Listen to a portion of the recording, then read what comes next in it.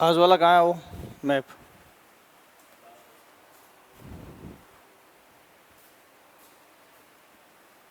ये देखो आपको वर्ल्ड का मैप दिख रहा है, ठीक है। अब यहाँ कल मैं आपको कुछ चीज़ें बता के गया था, उससे आगे की चीज़ देखेंगे आप। ये वर्ल्ड के मैप में आपको महाद्वीप और महासागरों की स्थिति दिख रही है, ठीक है। अब इसमें ये देखो, कल आपको ये बता रहा था कि इस महाद्वीप में क्या हो रहा है, दरार पड़ रही है।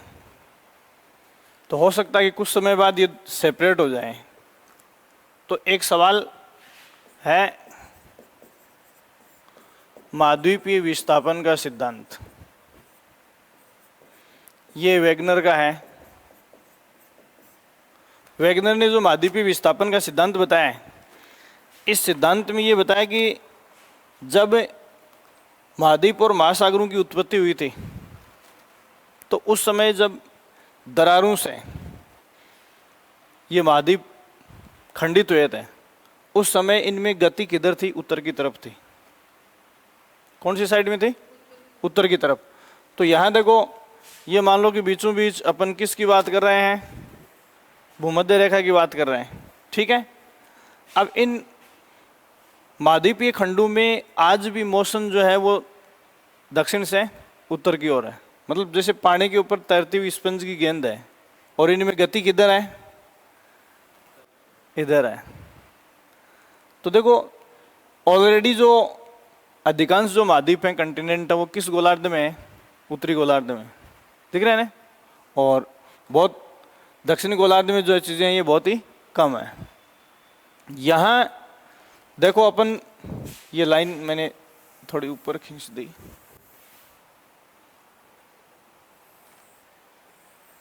ठीक है।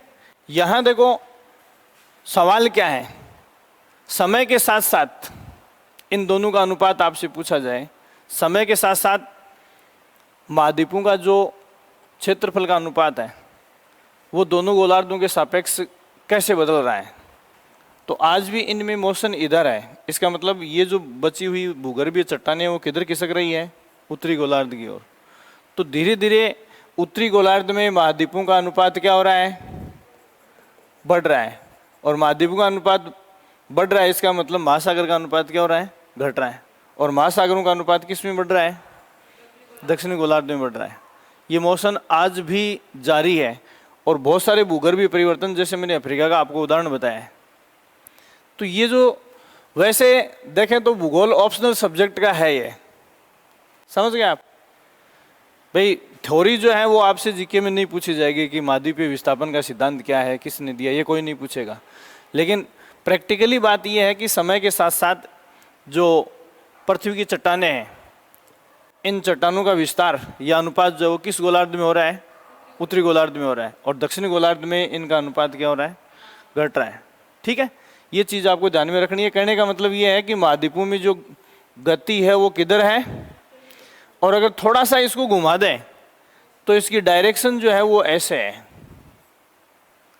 तो उत्तर के साथ कौन सी दिशा जुड़ जाएगी? पूर्व। उत्तर पूर्व की ओर इन प्लेटों का जो खिसकाव है वो अब भी जारी है, ठीक है। ये चीज़ आपको ध्यान में रखनी है। फिर कल जो चीज़ें मैंने आपको बताई थी उनको आप अप्लाई करके देख सकते हो। भूमध्य रेखा के दोनों और सारी चीज़ों को आप मैप के ऊपर अप्लाई करोगे तो मिल जाएंगे आपको। अब ये राजस्थान का जो मैप है, इसको अपन कैसे पढ़ेंगे?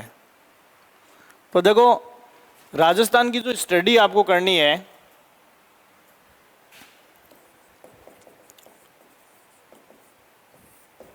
कैसे करोगे? देखो, सबसे पहले आप राजस्थान का अध्ययन करोगे भू संरचना के हिसाब से, कि अपने राजस्थान की जो चट्टानें हैं जमीन के अंदर की, उन चट्टानों की स्ट्रक्चर कैसी है, कब किस प्रकार किस तरीके से ये बनी है। सबसे पहले आप कह देंगे भाई सबसे पहले ज़मीन बनी है, तभी तो इसके ऊपर बाकी चीज़ें आई हैं। तो सबसे पहले राजस्थान की भू संरचना की आप स्टडी करोगे, ठीक है। उसके बाद में 2 नंबर पे अपन करेंगे इसमें राजस्थान के इतिहास की कि हिस्ट्री कब से शुरू हुई है। देखो जो चैप्टर राजस्थान अध्ययन के मोटे तौर पर बनते हैं सारे चैप्टर इन्हीं में से निकलेंगे। फिर इतिहास के बाद में अपन किसकी बात करते हैं? इतिहास के बाद में अपन बात करते हैं संस्कृति की। किसकी बात करेंगे? संस्कृति की। और संस्कृति की बात करते हैं तो अपन संस्कृति के साथ किसकी बात करेंगे? कला की बात करेंगे। कला के बाद अपन बात करेंगे प्रशासन की। किसकी बात करेंगे? प्रशासन की। और उसके बाद अपन इसमें बात करेंगे विकास की। तो यहाँ राजस्थान भू संरचना की स्टडी में आप क्या क्या शामिल करोगे? देखो कौन से बिंदु हैं जो जियो स्ट्रक्चर में आप स्टडी करोगे। तो सबसे पहले आप इसकी निर्माण की जो प्रक्रिया है वो देखोगे। आप सबसे पहले क्या देखोगे? इसके ऊपर निर्माण प्रक्रिया। तो आपको पता है कि निर्माण प्रक्रिया में मैंने आपको कल बताया था कि जो बिग बैंग सिद्धांत है वो निर्माण की प्रक्रिया के बारे में चर्चा करता है, जो लेमेत्रे ने बताया था। नेबुला स्टार से पूरी सृष्टि की पृथ्वी की उत्पत्ति हुई है। तो निश्चित तौर पर राजस्थान भी उसी पृथ्वी का एक हिस्सा है। अब यहाँ निर्माण जो है वो पूरी पृथ्वी का एक साथ नहीं हुआ है। देखो आज भी पृथ्वी के जो स्ट्रक्चर हैं वो बन रही है और बिगड़ रही है। जैसे अपन कहते हैं कि दुनिया में बहुत सारे इलाके ऐसे हैं जहाँ सक्रिय ज्वालामुखी हैं आज भी। तो सक्रिय ज्वालामुखी जहाँ कहीं भी है वहाँ ज्वालामुखी से क्या निकलता है? लावा निकलता है। और लावे के ठंडे होने से क्या बनती है? चट्टानें बनती हैं। दुनिया के करीब करीब पहाड़ जो हैं ये किस पर बने हुए हैं? ज्वालामुखी के मुख पर लावे के ठंडे होने से बने हुए हैं। अब आगे अपन देखेंगे, जैसे कुछ चीजें हैं मैं आपको बता रहा हूं। जैसे ये गोइड्स है,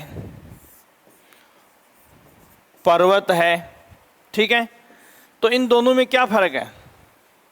गोइड्स और पर्वत में क्या फर्क है? जैसे ज्वालामुखी पृथ्वी के केंद्र से फटी, अब वो लावा हो सकता है कि पृथ्वी के तल पर ऊपर निकल कर आ जाए, और हो सकता है कि पृथ्वी के तल के नीचे ही हलचल मचा कर रह जाए, ऊपर प्रकट ही नहीं हो। तो जो लावा पृथ्वी के अंदर ही मतलब ज्वालामुखी से निकला है और अंदर ही जमकर ठंडा हो गया, उससे सारी की सारी ये पत्थर की खाने अपन खोदते हैं ना, मार्बल वगैरह, तो ये सारे इसी हिसाब से जमे हुए हैं टोटल के टोटल ही। और अगर वही ज्वालामुखी के मुख से निकलने वाला लावा जो है वो जमीन के ऊपर उभर कर आ गया और ऊपर फफोले की तरह निकला है, तो क्या बन जाता है? पहाड़ बन जाता है, पर्वत बन जाता है। तो ये प्रक्रियाएं आज भी अनवरत चालू है। जैसे मैंने शुरू में आपको बताया था कि अपन कहते हैं कि अरावली जो है वो प्राचीनतम पर्वत श्रृंखलाओं में से एक है। ये एंडीज, रॉकीज इनके इक्वल है। इसका मतलब क्या है कि जिस ज्वालामुखी के लावे से ये पर्वत बना था वो ज्वालामुखी अब क्या है? एकदम शांत है, उससे लावा निकलना बंद हो गया। इसीलिए इस अरावली पर्वत श्रृंखला के पत्थर को अपन उठाएंगे और हाथ से रगड़ेंगे तो रेत की तरह जड़ने लग जाता है। और जो नवीन पर्वत श्रृंखलाएं हैं उनका पत्थर क्या है? कठोर होता है। तो ये प्रक्रियाएं आराम से चल रही। तो निर्माण प्रक्रिया के हिसाब से राजस्थान की भौगोलिक संरचना, अब इसको भी ज्योग्राफी में अलग अलग एज में बांटा हुआ है, ठीक है। तो जैसे अपन मोटे तौर पर भूगर्भीय संरचनाओं को बांटते हैं तो प्री कैम्ब्रियन एज से शुरू करते हैं। सबसे पहले पृथ्वी की चट्टानों का निर्धारण किससे करेंगे? प्री कैम्ब्रियन युग से। प्री कैम्ब्रियन युग किसको कहते हैं? जिसमें ज्वालामुखी के लावे से निकलने से पृथ्वी की चट्टानें, पहाड़ ये सब बने थे, लेकिन उस समय कार्बन की स्थिति मौजूद नहीं थी। कार्बन की स्थिति मौजूद नहीं होने का मतलब क्या है? उस समय जीव जंतु और पेड़ पौधे नहीं थे। तो जैसे अरावली जब आप पढ़ते हो तो अरावली में आपको क्या मिलेगा कि अरावली प्री कैम्ब्रियन युग की पर्वतमाला है। इसका मतलब क्या है? इसमें कार्बनिक पदार्थ नहीं है। कार्बनिक पदार्थ नहीं है तो यहाँ कोयला, गैस, पेट्रोल, डीजल है, गैस, ये सब चीज़ें मिलना पॉसिबल नहीं है। तो यहाँ निर्माण प्रक्रिया के हिसाब से राजस्थान की भूगर्भीय संरचना, जैसे कल जाते जाते मैं आपको बता के गया था कि राजस्थान के ये जो प्रदेश बने इनमें सबसे पहले अपन ने कौन सा पढ़ा है? सबसे पहले अरावली बनी है। अरावली के बाद हाड़ौती का पठार बना है, उसके बाद में क्या बना है, पूर्वी मैदान, और उसके बाद में क्या बना है, पश्चिमी रेगिस्तान, उत्तरी पश्चिमी रेगिस्तान। तो यहाँ इस निर्माण प्रक्रिया में आप सबसे ज़्यादा जो देखोगे वो इस प्रक्रिया के बारे में देखोगे, अपक्षरण। क्या है ये अपक्षरण? क्या है? देखो, हाई प्रेशर के ऊपर जब मिट्टी या रेत दबी रह जाती है उच्च दाब के ऊपर, तो रेत के कण आपस में जुड़ जाते हैं, तो क्या बन जाता है, पत्थर। ठीक है, और पत्थर की एज जैसे जैसे बढ़ती है, रासायनिक, भौतिक, ठीक है, और जैविक क्रियाओं से ये पत्थर जो है इसका क्या होने लग जाता है, अपघटन। तो इससे क्या बनती है, रेत। जैसे अपन कहते हैं कि हिमालय से निकलने वाली नदियां अपने डेल्टाई भागों में नवीन गाद या मिट्टी का जमाव करती है। समझ में आ गई बात? क्या है ये? वो पानी से कटकर आता है, धूप से चट्टानें चटक जाती हैं, हवा से चट्टानों के कण जो है वो बिखर जाते हैं, तो क्या बन जाती है, रेत बन जाती है। तो रेत का निर्माण जो है, रेत का निर्माण इन चट्टानों से ही हुआ है, और रेत का निर्माण होना एक लंबी प्रक्रिया है। समझे आप? जैसे पत्थर को रेत में कन्वर्ट होने में बहुत लंबा टाइम लगता है। तो अपक्षरण के जो कई कारण है, जैविक, भौतिक, रासायनिक, समझ गए आप? तो ये सारे रीजंस जो हैं वो आपको देखने हैं। ठीक है, अब ये अपक्षरण से चट्टानों से क्या बनती है, रेत बनती है। क्या बनती है? चट्टानों से रेत या मिट्टी बनती है। एक लंबा मैकेनिज्म है। अब आपको राजस्थान की ज्योग्राफी में ये क्यों इंपॉर्टेंट मिलेगा? तो देखो, थार का मरुस्थल जो है उसके स्टैटिकल या जो आंकड़े अपने को मिलेंगे उसमें शुरू में आपको 1,76,000 वर्ग किलोमीटर के आसपास डेजर्ट था ये राजस्थान में। थार के मरुस्थल का जो हिस्सा राजस्थान में हमने सबसे पहले आंकलित किया था वो कितना था, 1,76,000 वर्ग किलोमीटर। ठीक है, उसके बाद में आपकी किताबें इसको क्या बताएंगी? आपकी किताबें अभी एट प्रेजेंट इसको बता रही हैं लगभग 2 लाख वर्ग किलोमीटर के आसपास राजस्थान का भौगोलिक क्षेत्र वो डेजर्ट में कन्वर्ट हो गया। जबकि मैं आपको और भी ज़्यादा बताऊंगा। इसरो की, भारतीय अंतरिक्ष अनुसंधान संगठन, सैटेलाइट इमेज से ज़मीन का सर्वे करता है। ज़मीन के जितने भी सर्वे होते हैं ना, उसके लिए सैटेलाइट सिस्टम ही काम में लिया जाता है। जैसे आप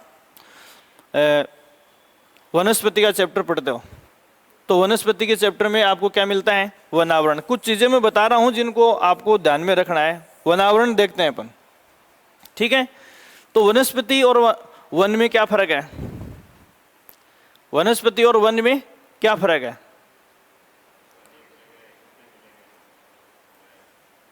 वनस्पति और वन में क्या फर्क है? अरे वनस्पति में सारे पेड़ पौधे आ जाते हैं। जैसे अपनी रोटी पड़ी रहती है रसोई में और उसके ऊपर फफूंद आ जाती है, बूफन आ जाती है, क्या वो फंगस एक पौधा है? ठीक है, कई दिनों तक कान को साफ नहीं करते हैं, फंगस आ जाती है, क्या है? पौधा है। अपने कान में भी पौधा उग सकता है, नाक साफ नहीं करोगे, नाक में फफूंद आ रही है, ये भी क्या है? पौधा है? ठीक है, तो वनस्पति में सभी प्रकार की वनस्पतियां जिनको अपन नंगी आंखों से देख सकते हैं या नहीं देख सकते। फंगस ऐसे भी होते हैं जिनको अपन नंगी आंखों से नहीं देख सकते। वनस्पति में सारे टाइप के वनस्पति प्रजातियां आ जाती हैं। जबकि वनावरण, वन को हम फॉरेस्ट कहते हैं। फॉरेस्ट में केवल वनों के उस हिस्से को काउंट किया जाएगा जिसे सैटेलाइट इमेज में लिया जा सकता है। जैसे अपन कहते हैं कि राजस्थान के इतने प्रतिशत भौगोलिक क्षेत्र पर वनावरण है, तो अपन ने कोई एक एक पौधे का वॉल्यूम थोड़े लिया है, वो सैटेलाइट इमेज ली है ऊपर से, और पृथ्वी के जितनी हिस्से पर छाया आ रही है उतनी हिस्से पर क्या है? वनावरण है। तो सैटेलाइट इमेज या सैटेलाइट जो सर्वे होता है वो सारा इसरो ही करता है। तो इसरो ने हाल ही में राजस्थान के इस डेजर्ट के ऊपर जो रिपोर्ट पेश की है वो आपके डेजर्ट में 5% की बढ़ोतरी बता रहा है। तो या तो आपसे राजस्थान के मरुस्थल का परसेंटेज आपसे मतलब ये वर्ग किलोमीटर में पूछेंगे नहीं, और पूछेंगे तो आपको ये उत्तर ही देना है, 2,10,000 वर्ग किलोमीटर। ये डाटा आपको किसी किताब में नहीं मिलेगा, लेकिन मैं आपको बता रहा हूं कि लेटेस्ट रिपोर्ट में अब देखो आपकी किताबें जो चल रही हैं, मान लो कोई 2 साल पहले, कोई 5 साल पहले, सब में आपको क्या मिलेगा? 2 लाख वर्ग किलोमीटर। मैंने आपको बताया कि ये डेजर्ट जो है तेजी से विस्तार कर रहा है, और तेजी से इतना विस्तार कर रहा है, अगर अरावली पर्वत श्रृंखला नहीं होती, समझ रहे हो आप, अगर ये अरावली नहीं होती तो इसका विस्तार अभी तो जैसे दिल्ली का जो national NCR, national capital region, जिसको अपन राष्ट्रीय राजधानी क्षेत्र कहते हैं, इधर एनसीआर, नेशनल कैपिटल रीजन ये है, जिसमें मैंने आपको बताया था कि झुंझुनू का और भरतपुर का हिस्सा भी काफ़ी कुछ जो है वो उसमें जा चुका है। तो पूरी दिल्ली को थोड़े टाइम बाद में ये डेजर्ट टच चपेट में ले लेगा। गुड़गांव वगैरह सब किस में तब्दील हो जाएंगे? रेगिस्तान में तब्दील हो जाएंगे। तो राजस्थान में थार के मरुस्थल का जो हिस्सा है, इसमें तेजी से विस्तार हो रहा है। समझा की बात? अब देखो ये प्रोसेस, क्या एक गांव का नाम आप पढ़ते हो, नाचना है, इसका नाम ही नाचना क्यों पड़ा है? बॉर्डर मूवी देखी है ना, कि एक्टर रात भर में कैसे रेत में दब जाता है। नाचना का मतलब क्या है कि यहाँ का रेगिस्तान नाचता रहता है, जैसे डांसर प्लेटफॉर्म में अभी यहाँ है, अगले पल वहाँ होगा, तो जो टीला रात को यहाँ है, सुबह आपको वहाँ मिलेगा। इस नाचना का नाम नाचना इसीलिए पड़ा है। और यहाँ जो चलने में सक्षम ऊँट है, उनको भी अपन नाचना ही कहते हैं, क्योंकि इस रेगिस्तान में काफ़ी ताकतवर ऊँट है, वही मतलब जहाज का काम कर सकता है। तो जो चीज़ें अपन यहाँ किस में देख रहे थे, जैसलमेर में देख रहे थे, ये सारी चीज़ें अपन दिल्ली की तरफ भी देख रहे हैं। तो अब देखो पिछले 2-3 सालों में जिन परीक्षाओं का सिलेबस डिजाइन किया गया है, उसमें राजस्थान के भौतिक प्रदेशों के साथ एक यूनिट और जोड़ी गई है, राजस्थान में मरुस्थलीकरण, डेजर्टिफिकेशन इन राजस्थान, रेगिस्तानीकरण। समझ गए आप? क्यों? क्योंकि अभी ये हमारे लिए बहुत बड़ा चैलेंज बनने वाला है। इसलिए आपको अपक्षरण की जो प्रक्रिया है उसको पढ़ना है। ठीक है?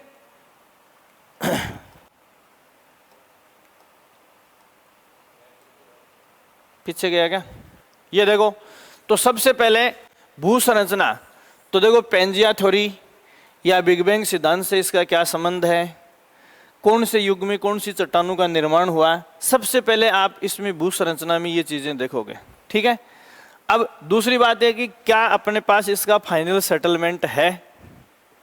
तो यहाँ 2 चीजें हैं। एक तो मैंने आपको बताया कि भूगर्भीय चट्टानों का जो निर्माण है वो आंतरिक ज्वालामुखी प्रक्रियाओं से होता है। ठीक है? और जिनको बेसिकली अपन अपने यहाँ किस रूप में देखते हैं? भूकंप के रूप में देखते हैं। तो देखो भूकंप की एक्टिविटीज राजस्थान में बहुत कम होती हैं। जैसे अपन कई बार सुनते हैं कि वहाँ 6.5 रिक्टर स्केल के ऊपर भूकंप आया, 7.5, 8.4, 8.3 रिक्टर स्केल का भूकंप आया।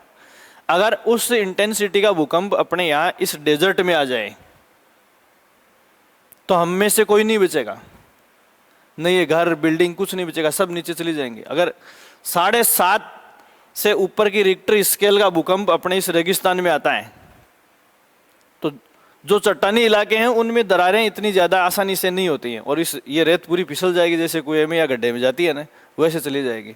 तो यहाँ पहली बात भूकंप की प्रक्रियाएं जो है वो बहुत कम देखने को मिलती हैं। और दूसरी बात, अगर भूकंप आता भी है तो लो इंटेंसिटी का आता है, उससे अपनी स्ट्रक्चर के ऊपर बहुत ज़्यादा फर्क नहीं पड़ रहा है। ठीक है? अब अपने यहाँ जो इन भूमिगत जो चट्टाने हैं या जमीन के ऊपर की स्ट्रक्चर है वो तेजी से किससे बदल रही है? अपक्षरण से। इसलिए अपने लिए इन दोनों में से जो महत्वपूर्ण सवाल बनता है वो कौन सा है? रेगिस्तानीकरण, मरुस्थलीकरण, डेजर्टिफिकेशन। इसीलिए आप देखो सिलेबस को देखोगे तो बिल्कुल पिछले 2-3 सालों में सिलेबस जिनमें चेंज हुआ है उन सब में डेजर्टिफिकेशन जोड़ दिया गया है। पुराने सिलेबस में आपको ऐसे टॉपिक नहीं मिलेंगे, तो आप ये चीज़ देखेंगे। ठीक है? फिर आप इतिहास की बात करोगे। किसकी बात करोगे? इतिहास की बात करोगे। ठीक है? तो इतिहास, और दूसरी बात मैं आपको बता रहा हूं संस्कृति, इन दोनों को आप साथ साथ पढ़ोगे। इतिहास और संस्कृति को साथ साथ पढ़ोगे। हिस्ट्री के साथ ही कल्चर शुरू होता है और कल्चर के साथ ही हिस्ट्री शुरू होती है। 2 छोटे छोटे शब्द आपको इसमें मिलेंगे, जैसे आपके सिलेबस का मैं बताऊंगा सभ्यता व संस्कृति, इन दोनों में क्या संबंध है या क्या फर्क है, कैसे पढ़ना आपको सभ्यता व संस्कृति है।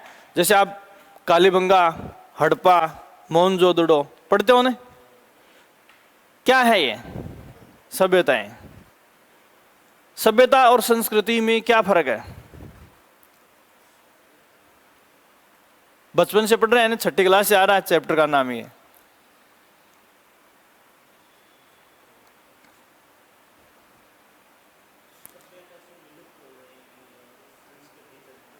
है। इन दोनों में मेरे को तो संबंध बता दो आप, क्या फर्क है इन दोनों में या क्या रिलेशनशिप है इन दोनों में। आप कहते हो ना राजस्थान की सभ्यताएं, राजस्थान की संस्कृति पढ़ते हो ना बहुत ज्यादा। अब पहली बात तो ये कि ऊपर वाले हिस्से का ही नहीं पता है कि इसे जो पढ़ने जा रहे हैं वो है क्या। देखो संस्कृति सभ्यता का हिस्सा होता है। कल्चर एक अमूर्त अवधारणा है और सभ्यता मूर्त एवं अमूर्त अवधारणा है जिसे हम पकड़ सकते हैं, देख सकते हैं, छू सकते हैं।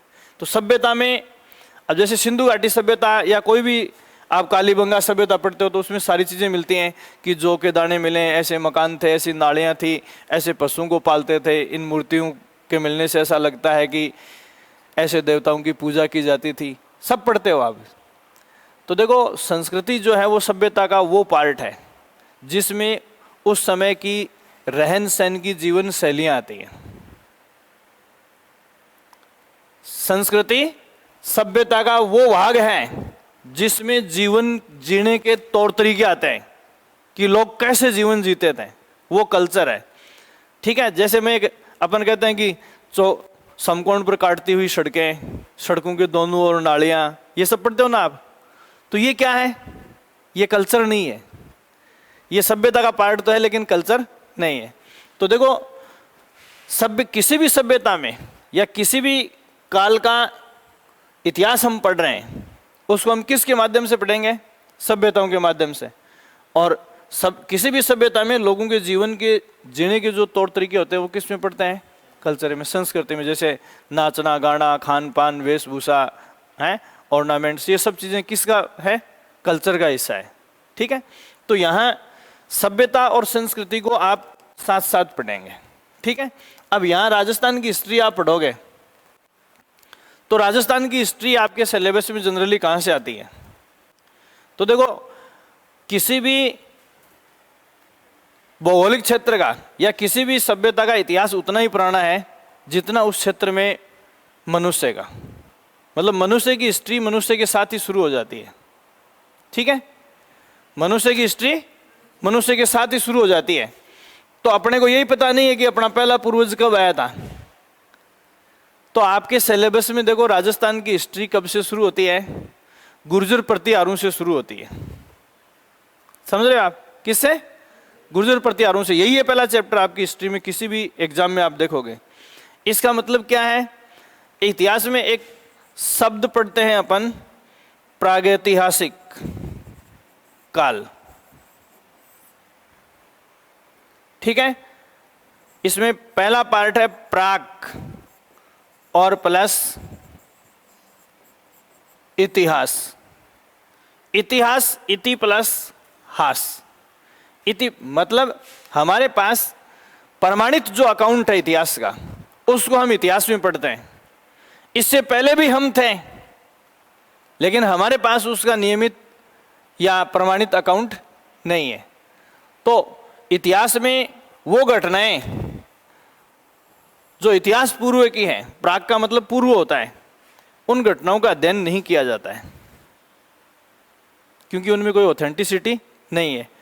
वो एक तरह से भानुमति का पिटारा होता है जिसकी जी में जैसा आया वैसा लिख दिया जाता है, और जिस चीज़ में ऑथेंटिसिटी नहीं होती वो एग्जाम के सिलेबस में नहीं डाली जाती है। क्लियर हो गई बात। इतिहास जिसको परमाणु के साथ नियमबद्ध या लेखबद्ध किया गया है, मतलब जिसके प्रामाणिक सोर्स हमारे पास है, प्रामाणिक सोर्स हमारे पास है। तो राजस्थान की हिस्ट्री के स्रोत आपके पास क्या है, राजस्थान की हिस्ट्री के सोर्स आपके पास क्या है। तो देखो राजपूत काल की हिस्ट्री जो है वो हमने किससे कलेक्ट की है?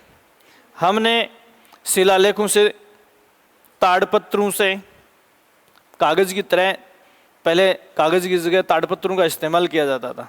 ताड़पत्रों का सबसे बड़ा पुरातत्व संग्रहालय कहाँ है राजस्थान में, कोई बता सकता है क्या? है जैसलमेर में। जैसे ताड़ के पत्तों के ऊपर अपन कागज के ऊपर लिखते हैं ना, वैसे ताड़ के पत्तों पर हजारों साल पहले की जो लिपियां हाथों से लिखी हुई है वो आज भी सुरक्षित पड़ी हैं। और अपनी कॉपी है, अपन अपने आप को बहुत ज़्यादा साइंटिफिक मानते हैं ना, जिस पेन से लिख रहे हैं उसको आप बंद करके 6 महीने के लिए छोड़ दो, पूरी कॉपी में इंक फैल जाएगी। और वो हजारों साल पुराने ताड़पत्रों पर लिखी हुई जो रचना है वो वैसी की वैसी पड़ी है। इसके अलावा दानपत्रों पर, दानपत्र किस पर लिखे जाते थे? धातु की पतली चद्दरों के ऊपर लिखे जाते थे। मंदिरों में जो उत्कीर्णित है, भवनों पर जो उत्कीर्णित है, हाँ मोहरें। तो कहने का मतलब है कि इतिहास में हम केवल उस चीज को पढ़ सकते हैं जो हमारे पास किसी प्रमाणित प्रतीत होने वाले सोर्स के रूप में उपलब्ध है, ठीक है। और यदि प्रमाणित सोर्स के रूप में उपलब्ध नहीं है तो हिस्ट्री तो है, लेकिन वो कैसा है? प्राक इतिहास है। प्राक इतिहास का मतलब है जिसके सबूत हमारे पास नहीं है। तो राजस्थान की हिस्ट्री जो है, जैसे राष्ट्रीय स्तर की इंडियन हिस्ट्री अपन पढ़ते हैं तो इंडियन हिस्ट्री राजपूत युग से पहले की भी मिल जाएगी। जैसे हर्षवर्धन को आप पढ़ते हो इतिहास में, तो हर्षवर्धन के समय का हिंदुस्तान का इतिहास बहुत लंबा चौड़ा और बहुत ही प्रामाणिक आपको मिल जाएगा। लेकिन अब हर्षवर्धन का इतिहास अपने को राष्ट्रीय स्तर पर मिलता है क्योंकि वो अंतिम हिंदू शासक था जिसके पास एकीकृत भारत था। तो राजस्थान की हिस्ट्री जब आप पढ़ोगे तो जो चीज मेन आपको दिमाग में रहनी चाहिए, हर्षवर्धन अंतिम प्राचीन हिस्ट्री में हिंदू शासक था जिसके पास एकीकृत भारत था, ठीक है। हर्षवर्धन की मृत्यु के बाद में रजवाड़ों का उदय हुआ। जो राजपूत राज्य अपन पढ़ते हैं इनको रजवाड़ा लिखा हुआ होता है, तो इन रजवाड़ों का क्या हुआ? उदय हुआ। अब शुरू में, अब जैसे कोई भी व्यवस्था शुरू होती है तो उसका अकाउंट या जो डाटा है वो लेखबद्ध करना सबके लिए एक जैसा पॉसिबल नहीं होता है। तो इन रजवाड़ों में जो स्ट्रॉन्ग थे, जिनके पास अच्छे साहित्यकार थे, दरबारी विद्वान अच्छे थे, उन्होंने अपना इतिहास रचनाओं के माध्यम से लिखवाना शुरू कर दिया। लेकिन राजस्थान में बहुत सारे रजवाड़े ऐसे भी थे जिनका प्रादुर्भाव होने के बाद में 50 सालों तक उनके कोई आश्रित कवि या लेखक उनके पास नहीं थे, तो उनकी हिस्ट्री अपने को नहीं मिलेगी, ठीक है। जैसे अभी इसमें हिस्ट्री का एक बहुत बड़ा एग्जाम्पल मैं आपको दे रहा हूँ कि राजस्थान की हिस्ट्री में सबसे बड़ा चैप्टर राजपूतों में अपने को चौहानों का पढ़ाया जाता है। किसका पढ़ाया जाता है? चौहानों की हिस्ट्री पढ़ाई जाती है। जबकि अपना इतिहास अभी तक ये भी डिसाइड नहीं कर पाया है कि चौहानों की उत्पत्ति राजस्थान के किस हिस्से में हुई। आप सबने हिस्ट्री पढ़ी है, चौहानों की उत्पत्ति कहां हुई है? चौहानों की उत्पत्ति कहां हुई? गुर्जर प्रतिहार तो इनसे पहले की बात है भाई। गुर्जर प्रतिहार के समय के अपने को बहुत ही अस्त व्यस्त शिलालेख मिलेंगे, उनमें कोई सीक्वेंस अपन कायम नहीं कर सके। गुर्जर प्रतिहार पहला राजवंश मानते हैं अपन राजपूतों का राजस्थान में, चलो उसको एक बार निकाल दें। चौहान राजवंश को तो अपन बहुत अच्छे से पढ़ते हैं ना, फिर भी आज तक हमारा इतिहास ये डिसाइड नहीं कर पाया कि एक्चुअल में चौहानों की उत्पत्ति कहां हुई थी। जैसे आप पढ़ते हो वो आबू पर्वत के ऊपर गुरु वशिष्ठ क्या कर रहे थे? हवन कर रहे थे, ठीक है। और उस हवन कुंड में राक्षसों ने मीट के टुकड़े फेंक दिए थे, तो उन राक्षसों का अंत करने के लिए गुरु वशिष्ठ ने उस अग्निकुंड से जब 3 योद्धा उसने पैदा किए, वो तीनों पराजित हो गए, तो चौथा योद्धा किसको पैदा किया? चौहानों को। इसीलिए बहुत सारे इतिहासकार चौहानों को क्या मानते हैं? अग्निवंशीय मानते हैं। क्या मानते हैं? लेकिन ये सिर्फ एक किंवदंती है, सिर्फ क्या है? एक अपनी कपोल कल्पना है। ठीक ऐसे ही जैसे हम इतिहास के संबंध में रामायण और महाभारत की बात करते हैं। रामायण और महाभारत क्या है? काल्पनिक कथाएं हैं। सब क्या है? काल्पनिक कथाएं। उस पर अधर्म पर विजय पाने के तरीके बताएं। तो पहले रामायण में ये बताया गया कि रामायण एक ऐसा काल्पनिक ग्रंथ है जिसमें ये बताया गया कि अधर्म पर हम अपनी धर्म के माध्यम से विजय हासिल करें, ठीक है। लेकिन जब अधर्म पर धर्म से विजय हासिल नहीं कर सके तो किसकी कल्पना की? विचारकों ने, महाभारत की। और उसमें ये बताया कि अधर्म के ऊपर जब धर्म की विजय नहीं हो पाती है तो हम अधर्म पर युद्ध से विजय हासिल करते हैं। तो महाभारत किसका प्रतीक है? युद्ध का। रामायण किसका प्रतीक है? धर्म का। जब भी अपन शांति की बात करते हैं तो किसकी बात करते हैं? रामराज्य की बात करते हैं। तो रामराज्य क्या है? अधर्म पर धर्म से विजय का मार्ग बताया है रामायण में। जब रामायण फेल हो गई तो हमें किसकी जरूरत पड़ी? महाभारत की। और जब महाभारत भी फेल हो गई तो हम क्या लेके आए? एकता कपूर लेके आई, क्योंकि सास भी कभी बहू थी, है। तो यहाँ इसमें आप देखो, चौहानों को जब अपन पढ़ेंगे हिस्ट्री में तो चौहानों की उत्पत्ति कुछ विचारक सीकर से भी मानते हैं। जब आप यहाँ का हर्ष पहाड़ के ऊपर जो शिव मंदिर है, आप कभी जाओ तो देखना। कुछ पिक्स तो मेरे पास इस मोबाइल में है, 20-30 तो मैं खींच के लाया था, एक दिन दोपहर को गए थे हम। वहाँ जो मूर्तियाँ टूटी पड़ी है उनके ऊपर कुछ न कुछ आपको लिखा हुआ मिलेगा, मतलब खंडहर टाइप हो गया वो मंदिर। कितने टाइप के शिव अनुयायी होते हैं हिंदुस्तान में? शिव जी के अनुयायी कितने टाइप के होते हैं? हिंदुस्तान में 4 टाइप के होते हैं। उनमें से राजस्थान में कितने टाइप के शिव अनुयायी पाए गए हैं? आज की क्लास आपको बोरिंग लगेगी, लेकिन मैं ये चैप्टर बता रहा हूं कहां से पढ़ना शुरू करना है, ठीक है। यहां जो शिव अनुयायी हैं वो 2 टाइप के हैं। कौन कौन से हैं? शिव के उपासक यहां कितने टाइप के हैं? 2 टाइप के। एक है पाशुपत और दूसरा लिंगायत। लिंगायत जो शैव अनुयायी हैं वो त्रिशूल की पूजा करते हैं। शिव जी के हाथ में त्रिशूल होता है ना। तो अपने यहाँ अधिकांश जिन शिव मंदिरों में अपन जाते हैं, शिव जी के हाथ में क्या होता है? त्रिशूल होता है। दूसरे जो कापालिक इनको जिनके हाथ में त्रिशूल होता है उनको पाशुपत शिव अनुयायी कहते हैं, ठीक है। और दूसरा अपने यहाँ जो पाए जाते हैं वो कापालिक शिव अनुयायी। कापालिक शिव अनुयायी कौन से होते हैं? रात को 12 बजे शमशान घाट की राख को रमाएंगे अपने शरीर के ऊपर। अघोरी या तांत्रिक जिनको अपन बोलते हैं, तो ये सारे शिव अनुयायी होते हैं। तो ये जो अपना हर्ष का पर्वत है ये शिव आराधना का बहुत बड़ा केंद्र है। कौन से शिव अनुयायी यहाँ पाए जाते थे? तो आप ऊपर जाओगे तो अग्नि वेदियाँ, राख के कुंड आपको वहाँ मिलेंगे। तो कौन से थे? कापालिक शैव अनुयायी उनको कहते हैं जो तंत्र विद्या में विश्वास रखते हैं और शमशान घाट की राख को अपने शरीर पर रमाने में विश्वास। कई बार मांगने वाले भी आते हैं ना, वो राख लपेट के ऐसे बाजार में अपन देखते हैं पूरे सफेद होके, तो कापालिक शैव अनुयायी होते हैं।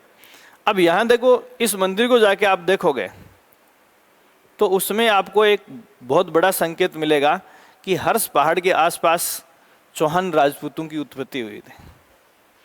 तो सीकर के हर्ष पहाड़ से लेकर अजमेर के बीच का जो इलाका है, इसमें चौहानों का प्रादुर्भाव कहाँ हुआ इसे अपना इतिहास डिसाइड नहीं कर पाए। इसलिए कौन क्या मानता है यही पढ़ रहे हैं, वास्तव में क्या ये हम नहीं बता सकते। तो यहाँ इतिहास में आप गुर्जर प्रतिहार, ठीक है, गुर्जर प्रतिहारों में 2 शाखाएं आपके सिलेबस में कौन सी हैं? जोधपुर और मंडोर। इन 2 शाखाओं के ऊपर आपसे सवाल पूछते हैं। उसके बाद में किसकी चर्चा करते हैं अपन? चौहानों की चर्चा करते हैं। तो चौहानों में आप किस शाखाओं को पढ़ोगे? अजमेर और रणथंभौर और शाकंभरी। कौन सी शाकंभरी की बात करते हो आप? शाकंभरी के चौहान, रणथंभौर के चौहान और अजमेर के चौहान।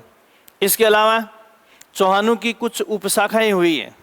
उपशाखाओं का मतलब है जैसे अपने यहाँ एक परिवार में 4 लोग हैं, एक को दत्तक दे दिया अपन ने उधर झुंझुनू की तरफ, तो वो जाके अपने वंश की प्रतिष्ठा को वहाँ स्थापित करेगा। तो इस हिसाब से चौहानों की कुछ उपशाखाएं हैं, उनमें आप जालोर या यूँ कहें कि सोनगरा जो है चौहानों की उपशाखा है। तो सोनगरा राजपूतों को अपन पढ़ते हैं, वो चौहानों की उपशाखा है।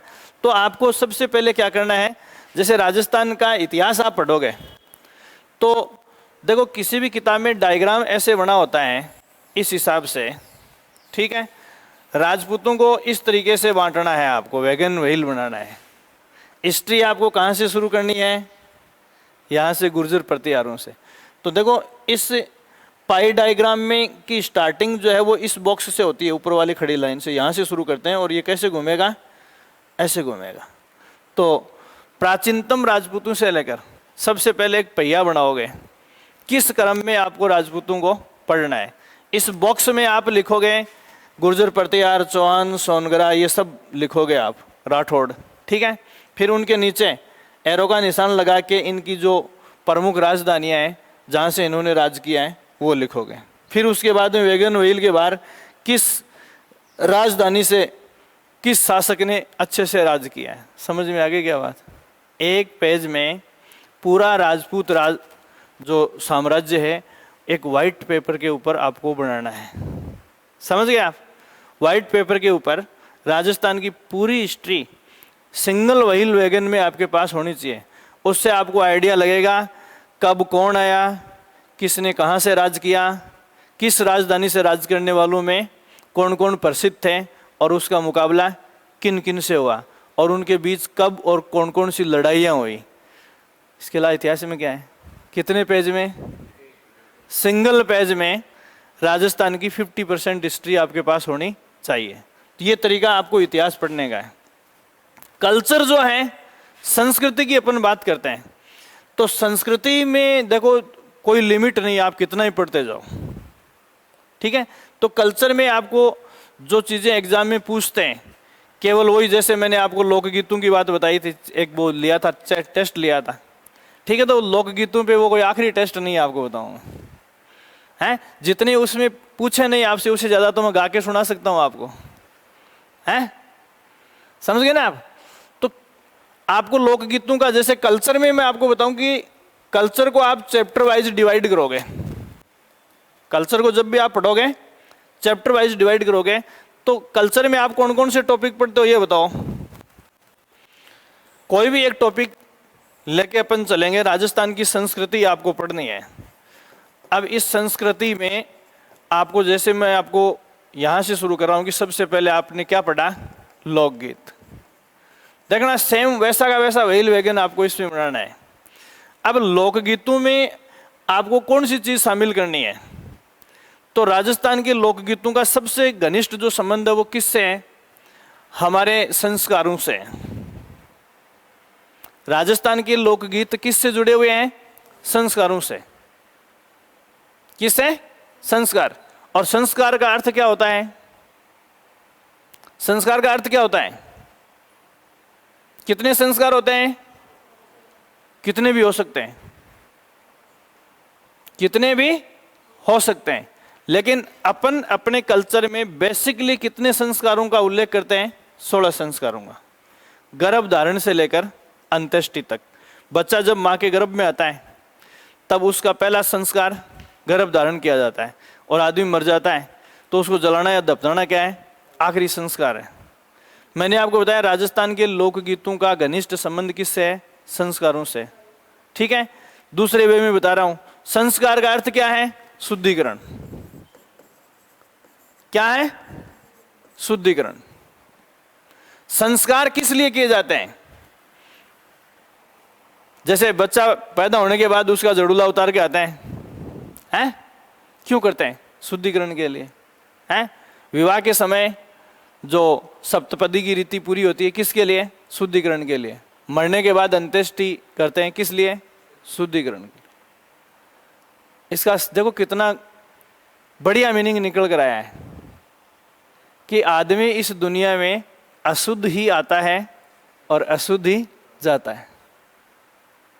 जब आए अशुद्ध है और जाना अशुद्ध है तो फिर ये फालतू के नाटक क्यों? हम जो प्रयास कर रहे हैं उससे हम आदमी के स्टेटस को नहीं बदल सकते, उसका शुद्धिकरण नहीं होता। खैर छोड़ो, आपको गर्भ धारण के से संबंधित लोकगीत, बच्चे के प्रसव या जन्म से संबंधित लोकगीत, ठीक है, उसके बाद मुंडन से संबंधित लोकगीत, उसके बाद शादी से संबंधित लोकगीत, अंत्येष्टि से संबंधित लोकगीत। समझ गए आप? ऐसे निकलेगा, 8-10 लाइनें निकालोगे और उनके आगे आप उन गीतों के नाम लिखोगे। बन गया क्या? बस छोटी सी जगह में आपकी एक आइडियोलॉजी बन जाएगी कि लोकगीतों के चैप्टर में अपने को ये पढ़ना है। फिर जैसे दूसरा आपने लोक नृत्य की बात की, किसकी बात की? लोक नृत्य की। अब लोक नृत्यों का संबंध अपने यहाँ किससे है? देखो इसका मैंने बताया लोकगीतों का मूल जो संबंध है वो किससे है? संस्कारों से।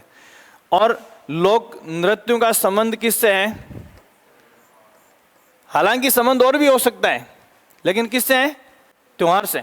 लोक नृत्य बेसिकली जैसे होली पे कौन सा नृत्य करते हैं, दीपावली पे कौन सा करते हैं, गणगौर पे कौन सा करते हैं, किस फील्ड में करते हैं, तो यहाँ इनको त्योहार के साथ जोड़कर आप इसका चार्ट तैयार करेंगे।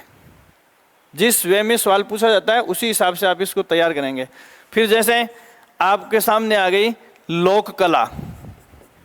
क्या आ गई? लोक कला। अब लोक कला में क्या है? देखो लोक कला में दो प्रकार की बातें आपको पूछी जाएंगी। लोक कला में दो प्रकार की बातें, अब इसको दो भागों में बांट देना राजस्थान की लोक कला को। एक होती है मनोरंजन प्रधान, ऐसी लोक कलाएं जिनका संबंध लोकानुरंजन से है, लोगों के मनोरंजन से है, ठीक है। और दूसरा वो ऐसी कलाएं जिनका संबंध आदमी की अर्थव्यवस्था से है। अब ये कलाओं को अपन ने दो भागों में बांट लिया, ठीक है ना। मैं किताब का तरीका नहीं बता रहा हूं, जिस हेडिंग से सवाल पूछते हैं। अब जैसे लोकानुरंजन जो कलाएं हैं, लोक कलाएं, उनमें कौन सी हैं? कठपुतली एक लोक कला है, रम्मतें एक लोक कला है। तो किस विशेष क्षेत्र में? अब देखो लोकानुरंजन कलाएं जो हैं इनका संबंध किससे है? क्षेत्र विशेष से। किससे? क्षेत्र विशेष से। जैसे रमतें कहाँ की विख्यात हैं? रमतें कहाँ की विख्यात है? तुरा कलंगी कहाँ का विख्यात है? पढ़ते हो ना आप? तो यहाँ या सिंहासन बत्तीसी कहाँ की विख्यात है? ये शब्द आपने पढ़े होंगे। सिंहासन बत्तीसी क्या है? हैं? अरे प्रसिद्ध कठपुतली लोकनाट्य है, रजवाड़ी राजस्थान की। अब जैसे राजा का आसन होता था, उनके दोनों तरफ सिंहासन बत्तीसी नामक कठपुतली लोकनाट्य ग्रंथ था, उसके अनुसार ऊपर से चलता रहता था दरबार में। लोग सामने राजा को भी देखते रहते थे और उस लोकनाट्य को भी देखते रहते थे। तो यहाँ लोकानुरंजन लोक कलाएं हैं, उनका संबंध मनोरंजन से है। तो कौन से क्षेत्र की कौन सी लोक कला विख्यात है वो आपको देखनी है, ठीक है। इसके बाद में अर्थव्यवस्था। अर्थव्यवस्था में मतलब ऐसी लोक कलाएं जो अपनी अर्थव्यवस्था का आधार है। जैसे आपने पढ़ा है अपने नाथ द्वारा की क्या विख्यात है? पिछवाई है। ये अपनी लोक कला भी है और अर्थव्यवस्था का आधार भी है। मिट्टी के बर्तन, लकड़ी के खिलौने हैं, और इसके अलावा जैसे बगरू के वो क्या है, ठप्पे का जो कपड़ा है, समझ रहे हो आप। और अभी जैसे आपको पता हो तो एक क्या था वो, जर्मनी का किलोन शहर था जिसमें अभी एक हैंडीक्राफ्ट आइटम पर वर्ल्ड लेवल का एक सबमिट होना था, जिसको अभी पोस्टपोन कर दिया गया है। रोज अखबारों में आ रहा है।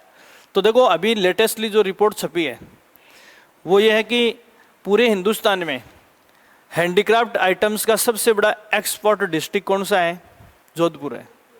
हिंदुस्तान का हैंडीक्राफ्ट आइटम का 80%, पूरा हिंदुस्तान जितना हैंडीक्राफ्ट आइटम विश्व के विभिन्न देशों को एक्सपोर्ट करता है, उसका 80% अकेला कौन डील कर रहा है? जोधपुर डील कर रहा है। अभी अखबारों में रोज आ रहा है कि मतलब जोधपुर के जो हैंडीक्राफ्ट आर्टिस्ट हैं, हस्तकला के जो कलाकार हैं, जो लकड़ी के या किसी भी चीज़ के आइटम्स बनाते हैं, उनकी अर्थव्यवस्था एक बार पूरी तरह से चौपट हो जाएगी। उन्होंने उस मेले में अपनी प्रदर्शनियां लगाने के लिए पूरी तैयारियां कर रखी थी, ठीक है। तो और विशेष तौर से जो वुड सीजनिंग का काम है ना जोधपुर का, आगे अपन देखेंगे। वुड सीजनिंग जानते हो क्या? जैसे ये लकड़ी है, वुड सीजनिंग का जो सेंटर पूरे हिंदुस्तान में पॉपुलर है वो कहाँ का है? जोधपुर का है। ये लकड़ी है 2-5 साल में क्या हो जाती है? दीमक चाट जाती है, इसको डंक लग जाता है, पूरा बिखर जाता है। जोधपुर में लकड़ी को इस तरीके से केमिकल से ट्रीटमेंट किया जाता है, ट्रीटमेंट करने के बाद सदियों तक वो लकड़ी वैसी की वैसी पड़ी रहती है। जैसे पुराने टाइम के आप दुर्ग और हवेलियाँ देखोगे, उन पर जो लकड़ी के दरवाजे हैं, वो दरवाजे आज भी अपने को कैसे मिलते हैं, वैसे के वैसे सुरक्षित मिलेंगे। क्यों मिलते हैं? क्योंकि उस लकड़ी की सीजनिंग की गई थी, केमिकली उसका ट्रीटमेंट किया गया था, और ऐसे लग रहा है जैसे कल की है वो। तो वुड सीजनिंग का ऑल ओवर वर्ल्ड सबसे पॉपुलर जो काम है वो कहाँ है?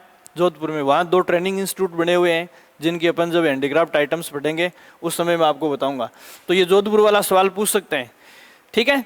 अकेला जोधपुर 94 राष्ट्रों के साथ हैंडीक्राफ्ट आइटम्स का एक्सपोर्ट कर रहा है, 94 राष्ट्रों के साथ बिजनेस कर रहा है आज की डेट में। तो अब देखो, अर्थव्यवस्था आधारित लोक कलाएं मैंने आपको बता दी, या फिर जैसे आप blue pottery, papier mache. Papier mache जानते हो क्या आप लोग, क्या होती है? हैं? पेपर मेसी जानते हो? पेपर मेसी कागज से क्या बनाते हैं? अरे ठाटे कौन देखोगे, देखो है क्या? पेपर मेसी इंडस्ट्री है। पेपर से आप किसी प्रकार का आइटम बनाते हो, कागज को गला के, मेरे बहुत बनाए हुए हैं, कागज को मटके में गला के कई दिनों तक, जैसे अपन ने मतलब क्लास पूरी कर ली, कॉपियाँ किताबें बेकार हैं, उनको मटके में डाल दो, 5-10 दिन तक वो पड़े रहेंगे, ठीक है, पूरा एकदम जैसे लुगदी बन जाए उसकी। उसके बाद मटके को उल्टा रखो और उसके ऊपर डिजाइन देके बर्तन बना लो, बहुत टिकाऊ है। अगर आप हाथ से नहीं छोड़ोगे तो आपके स्टील से ज़्यादा एज है इसकी। केमिकली ट्रीटमेंट करके पेपर मेसी इंडस्ट्री के प्रोडक्ट स्टील से ज़्यादा टिकाऊ है, इसीलिए तो अभी वो इको फ्रेंडली प्रोडक्ट तैयार करने पर सरकार जोर दे रही है, ठीक है। इस हिसाब से कल्चर के सारे डायमेंशन जो है वो आपको डिसाइड करने हैं। पहले आपके सारा नहीं, पूरा कल्चर तो आप कर ही नहीं पाओगे। जो जो टॉपिक्स आपके सिलेबस में हैं, जो जो टॉपिक्स आपके सिलेबस में हैं, उनका वही वैगन बनाना है आपको। इसका मतलब एक पेज में ये चैप्टर आ जाएगा। कैसे? बहुत ही छोटे से मैटर को आप संगठित कर सकते हो, ठीक है। फिर इसके बाद में जैसे आप व्रत या त्योहार पढ़ते हो, ठीक है, ये कल्चर में आप पढ़ते हो, तो बेसिकली आपको इसमें ये देखना है कि आपको कैसे इनको सीक्वेंस देना है। तो राजस्थान का कल्चर पढ़ रहे हो तो आप जनवरी फरवरी के चक्कर में मत पढ़ना, आप चैत्र से फाल्गुन तक इनको डिजाइन करना, चैत्र से फाल्गुन तक। तो यहाँ आपको इसके सामने छोटी छोटी 10-12 लाइनें और केवल वर्त के नाम लिखने हैं। नाम लिखते समय एक बात का ध्यान रखोगे, ठीक है, वो ध्यान रखने वाली बात कौन सी है? फिर ऑटोमेटिक देखो सीक्वेंस आपके दिमाग में आ गया, तो आपको ये ध्यान रखने की जरूरत नहीं है। एक तो होता है महीने के 2 पक्ष होते हैं, कृष्ण पक्ष और शुक्ल पक्ष। अब बताओ क्या होते हैं ये?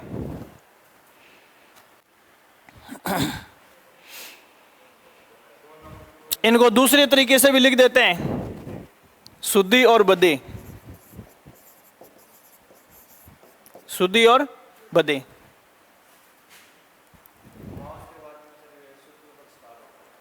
मावस के बाद में शुक्ल पक्ष होता है। पहले मुझे ये बताओ कि महीने में इन दोनों में से पहले पखवाड़ा कौन सा आएगा? है महीने में पहले पखवाड़ा कौन? अरे दोनों महीने में आएंगे, लेकिन पहले कौन सा आएगा? कृष्ण पक्ष, अंधेरी रात। तो पहले आप कृष्ण पक्ष के वार और त्योहार को मंथ वाइज पहले 15 दिन में क्या, और उसके बाद में शुक्ल पक्ष के, ठीक है। अब ये बताओ कि इनमें से शुद्धि पक्ष कौन सा और बद्धि पक्ष कौन सा है? हैं? अब बद्धि को बढ़ना मान लेना, और बढ़ने का मतलब चांद का आकार। तो पूर्णिमा अपने राजस्थानी कैलेंडर के अनुसार महीने का अंतिम दिन होता है, तो आखिरी के 15 दिन में चांद का आकार क्या होगा? बढ़ेगा। शुद्धि पक्ष में चांद का आकार धीरे धीरे क्या होता है? घटता है, और लास्ट में जाके 0 हो जाता है। और बद्धि पक्ष में चांद का आकार धीरे धीरे बढ़ता है। तो कई बार ये कृष्ण और शुक्ल आपने पढ़ लिया और शुद्धि और बद्धि का ध्यान नहीं दिया, ठीक है ना। तो ये थोड़ा सा आपको ध्यान रखना है। कुछ चीज़ें आपको जो उस चैप्टर में ऐसी हैं जो किताब में आपको नहीं मिलती हैं और पेपर में पूछी जा सकती हैं, उनका पहले आइडिया रखना है, उसके बाद में उस चीज़ को आप अध्ययन करेंगे, कर लोगे। उसके बाद में देखो कला हो गया, प्रशासन की अपन बात करते हैं। इस जगह से 100% सवाल आएगा, इस बार मैं आपको बता दूं। एडमिनिस्ट्रेटिव राजस्थान से हर हाल में सवाल आएगा, ये मैं आपको बता दूं। कल का अखबार पढ़ा है क्या? राजस्थान सरकार के ऊपर सैकड़ों करोड़ का खतरा मंडरा रहा है। प्रशासन के जो सिद्धांत हैं उनको लेकर सरकार के ऊपर नए जिले का निर्माण करने का प्रेशर बन रहा है। पिछले साल 650 जिले थे हिंदुस्तान में, और इस एक साल में पूरे हिंदुस्तान में जिलों की संख्या बढ़कर 757 तक चली गई है। और राजस्थान सरकार पर कम से कम 10 से 15 नए डिस्ट्रिक्ट क्रिएट करने का प्रेशर बन रहा है। सारे प्रपोजल सरकार को जो मिले उनकी पूरी लिस्टिंग कल अखबार में दी हुई थी। आपसे फिलहाल एक ही सवाल पूछा जा सकता है, वो सवाल है कि नए जिलों के गठन की जो समिति बनाई है वो किसकी अध्यक्षता में बनाई है? रामलुबाया। किसकी अध्यक्षता में? रामलुबाया। अब यहां प्रशासनिक राजस्थान में क्या है? प्रशासनिक राजस्थान में आपको ये देखना है कि जब राजस्थान का प्रशासनिक चैप्टर आप पढ़ोगे, वैसे तो प्रशासनिक राजस्थान से हर बार आता है एक सवाल, लेकिन उसको अपन एकीकरण का सवाल मानते हैं। तो एकीकरण की प्रोसेस 18 मार्च 1948 को जो शुरू हुई थी, 18 मार्च 1948 जो प्रथम चरण था वहां से जो शुरू हुई थी, उससे लेकर आज तक तो मतलब राजस्थान के एकीकरण के 6 चरण, एकीकरण के 6 चरण, ठीक है। और उसके बाद में वर्तमान स्टेटस 1 नवंबर 1956 से। उसके बाद में हमारे पास आज कितने संभाग हैं? 7 संभाग हैं। तो 1 नवंबर 1956 के बाद में कौन सा संभाग जोड़ा है, किस तिथि को जोड़ा है, किस समिति की सिफारिश पर जोड़ा है? 1 नवंबर 1956 के बाद में हमने कोई नया जिला बनाया है तो कब बनाया है, या उनको बनने का क्रम क्या है, कौन से जिले से अलग किया है और कौन सी समिति की सिफारिश पर ऐसा किया है, ठीक है। वो हो गया। 33 जिलों तक की सुपरफिशियल हिस्ट्री आपको पढ़नी है, और उसके बाद अभी जो अखबारों में चल रहा है उसको आप ढंग से देख लेना। अभी आज की डेट में आपके सामने एक ही सवाल है कि नए जिलों के गठन के लिए समिति किसकी अध्यक्षता में गठित की गई है? रामलुबाया। ये super time scale IAS officer है राजस्थान सरकार के पास, और इसकी अध्यक्षता में नए जिलों के गठन का जो प्रस्ताव सरकार ने पिछले 2-3 दिन से लेना शुरू किया है। तो ये सवाल तो करंट अफेयर के हिसाब से इम्पोर्टेंट है ही है। अब आपके एग्जाम तक अगर कोई नया सर्कुलर सरकार निकाल देती है इसको लेकर तो वो भी इम्पोर्टेंट हो जाएगा, ठीक है। ऐसा क्यों हो रहा है ऐसा? तो देखो, अपन किसी भी प्रशासनिक इकाई का आकार जितना छोटा होता है उसका प्रशासन उतना ही स्ट्रोंग होता है। इसको प्रशासनिक भाषा में स्पान ऑफ कंट्रोल बोलते हैं। स्पान ऑफ कंट्रोल बोलते हैं। स्पान ऑफ कंट्रोल का मतलब क्या है? जैसे स्पान पंजे को कहते हैं। स्पान किसको कहते हैं? पंजे को, ठीक है। ये इस पंजे को संचालित करने वाला अंगूठा, ठीक है, ये इसकी इकाइयां हैं। अब इस अंगुली को मैं इतना खींच दूं कि ये टूट जाए और मांसपेशी इसको वापस खींचकर इधर न ला सके, तो इसका इस पंजे के लिए कोई अस्तित्व है क्या? तो जहाँ से किसी भी इकाई का प्रशासन होता है उसकी दूरी यदि बहुत ज़्यादा हो जाती है तो वो उस सिस्टम से कट जाता है। जैसे सीकर में नीमका थाना की बात चल रही है, आपको पता है, तो डिस्ट्रिक्ट हेडक्वार्टर से सबसे ज़्यादा दूर स्थित जो ब्लॉक है वो कौन सा है? नीमका थाना है। तो जिला हेडक्वार्टर से इसकी दूरी बढ़ने के कारण अब सारी एक्टिविटी हैं, अगर बनिए या क्रेशर वाले चोरी कर रहे हैं तो जिला प्रशासन का कंट्रोल नहीं है। डेवलपमेंट की बात आती है तो जिला प्रशासन का कोई कंट्रोल नहीं है। तो यहाँ ये चीज़ें जो हैं वो आपको इसके संबंध में देखनी है। और विकास के मामले में मैंने आपको बता दिया, इकोनॉमिक्स पूरी आपको देखनी है, जो इकोनॉमिक सर्वे अपन पढ़ रहे थे। तो इस हिसाब से इन चैप्टर्स को आप बहुत ही शार्प तरीके से या स्मार्ट तरीके से, मतलब जहां से सवाल आता है और उसको कैसे घुमाया जाता है, गाइड पूरी पढ़ने की आपको आवश्यकता नहीं है। ठीक है, अब इसमें से अपन सबसे पहले कौन सा टॉपिक शुरू करोगे, वो ही कर लेंगे अपन। ये सारा राजस्थान अध्ययन जो है इसको इतने भागों में बांटकर आपको पढ़ना है। ठीक है, तो अपन यहां से इसको शुरू कर देते हैं। सबसे पहले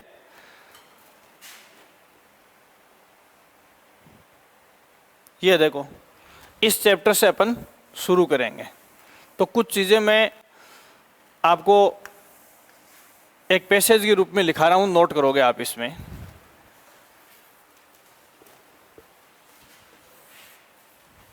राजस्थान का भौतिक परिचय,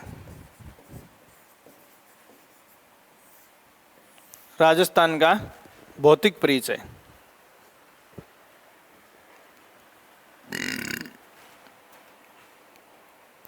राजस्थान का भौतिक परिचय। ठीक है, अब इसमें पहला सवाल आप देखेंगे, इसकी जो अवसंरचना है या निर्माण के हिसाब से अपन देखें तो देखो, दो बातें आप ध्यान में रखोगे। जब किसी चीज की उत्पत्ति की बात करें अपन, तो उसमें अपन सबसे पहला प्रमाण देखेंगे। उत्पत्ति के मामले में सबसे पहला प्रमाण देखेंगे, और उसका युग यदि डिसाइड करवाया जाए तो हम क्या देखेंगे, अंतिम प्रमाण। उत्पत्ति की बात की जाए तो आरंभिक प्रमाण को लेंगे, और युग पूछा जाए कि ये किस युग का है, तो हम उसमें क्या मानेंगे, अंतिम प्रमाण को। ठीक है ना, जैसे अभी आप समझे नहीं, मैं आपको बता रहा हूं कि आपने बैराट सभ्यता पढ़ी है, ये मेरी बात में समझा रहा हूं, बैराट सभ्यता पढ़ी है। तो बैराट सभ्यता में आपको कैसे कैसे प्रमाण मिले, तो देखो वहां भीमगट्टे मिले, मतलब गोले मिले, पत्थर के कई औजार मिले। तो ये आपको किस युग का बता रहे हैं, प्रस्तर युग का, पाषाण युगीन प्रमाण है ये। ठीक है, उसके बाद आपको वहां तांबे के औजार भी मिलेंगे। किसके, तांबे के औजार भी मिलेंगे। तो ये किसको साबित करता है, बैराट को, ताम्र युगीन। उसके बाद आप कहते हो कि वहां लोह गलाने की भट्टियां मिली हैं, लोहा गलाने की भट्टियां मिली हैं, तो आपको कौन सा युग प्रतीत हो रहा है, लोह युग। तो बैराट को आप किस युग का मानोगे, तो देखो जब उत्पत्ति की बात की जाती है तो सबसे पहला प्रमाण ढूंढेंगे, प्राचीनतम प्रमाण। और किसी चीज का युग डिसाइड करना है कि ये बात कौन से युग की है, तो उसका नवीनतम प्रमाण ढूंढेंगे। तो देखो, पत्थर युग, पाषाण युग, ताम्र युग और लोह युग, इनका यही क्रम है। तो बैराट को किस युग की सभ्यता मानोगे, लोह युगीन, क्योंकि सबके बाद के प्रमाण समझ में आगे बताए। जैसे मैं किस युग का हूं, आपसे पहले का हूं, जब मैं आया था उस टाइम कुछ और था, उसके बाद कुछ और आया, और आज आपकी बातों को भी मैं अडॉप्ट कर रहा हूं।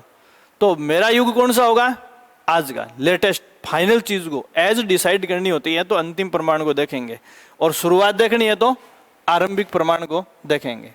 ये केवल बैराट का आपको एग्जाम्पल देके मैंने आपको बताया, समझ में आ गई होगी बात। तो देखो, बैराट सभ्यता का प्रारंभ कब हुआ, पाषाण युग में। लेकिन जब अपन ये पूछा जाए कि इसको किस युग की मानोगे आप, तो हम इसे लोह युग की मानेंगे, क्योंकि यहां अपने को लोहा गलाने की लेटेस्ट भट्टियां भी मिली है। तो यहां देखो, राजस्थान का भौतिक परिचय अपन पढ़ रहे हैं। तो राजस्थान पूरा एक साथ नहीं बना, आपको पता है। सबसे पहले ये पार्ट बना है, ठीक है, और इसको हम क्या कहते हैं, प्री कैम्ब्रियन युग। प्री कैम्ब्रियन युग, प्री का मतलब पूर्व है, और कैम्ब्रियन का मतलब क्या है, कार्बनिक उत्पादों के निर्माण से पहले की बात है। कार्बनिक उत्पादों के निर्माण से पहले की बात है। इसका मतलब यह है कि राजस्थान का जो भौतिक ढांचा है, चट्टानें, उनमें ये 9-10% पार्ट जो इस रीढ़ खंभ का है, अरावली पर्वत श्रृंखला का, ये ऐसा है जिसमें आपको जीवाश्मों का जमाव नहीं मिलेगा। ठीक है। दूसरी बात देखो, तो हमें विश्व के प्राचीनतम नमूने मिलते हैं। और दूसरी बात मैंने अभी आपको बताई कि डेजर्ट का आकार जो है, डेजर्ट का आकार जो है वो बढ़ रहा है। इसका मतलब अब भी इसके भू संरचना में तेजी से परिवर्तन आ रहे हैं। तो कहने का मतलब है कि राजस्थान की जो भौतिक संरचना, फिजिकल स्ट्रक्चर अपन पढ़ते हैं, इस फिजिकल स्ट्रक्चर में अब भी बदलाव जारी है। या यूं कह सकते हैं कि राजस्थान के भूगर्भ के निर्माण की प्रक्रिया अब भी जारी है। प्राचीन से प्राचीन नमूना है और अब भी इसके निर्माण की प्रक्रिया जारी है। तो इससे बूढ़ा कोई नहीं हो सकता, इससे बूढ़ा कोई नहीं हो सकता। सबसे प्राचीन नमूना भी है और बिल्कुल लेटेस्ट भी है। ठीक है ना। तो इसमें पहली लाइन आप इस लिखोगे, भौतिक संरचना की दृष्टि से, भौतिक संरचना की दृष्टि से, भौतिक संरचना की दृष्टि से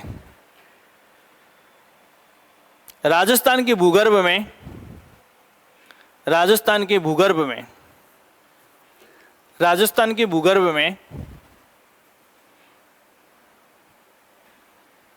प्राचीनतम एवं नवीनतम विशेषताओं का मिश्रण देखा जा सकता है।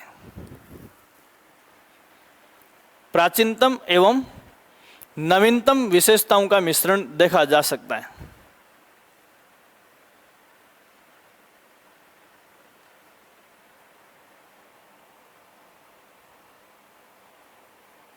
देखा जा सकता है।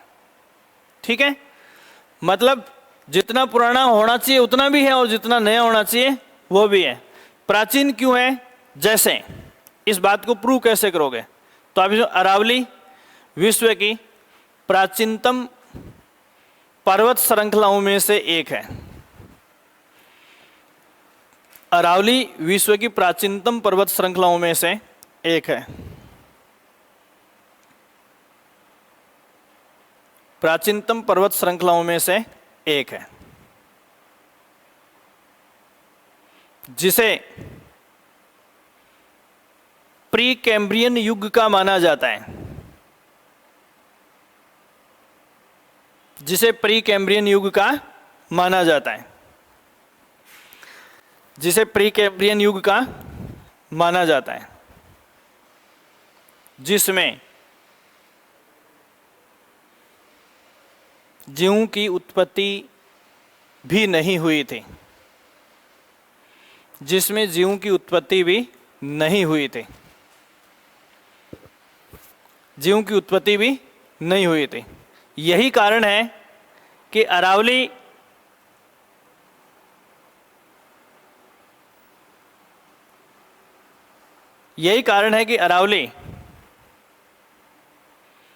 क्षेत्र में पाए जाने वाले खनिजों में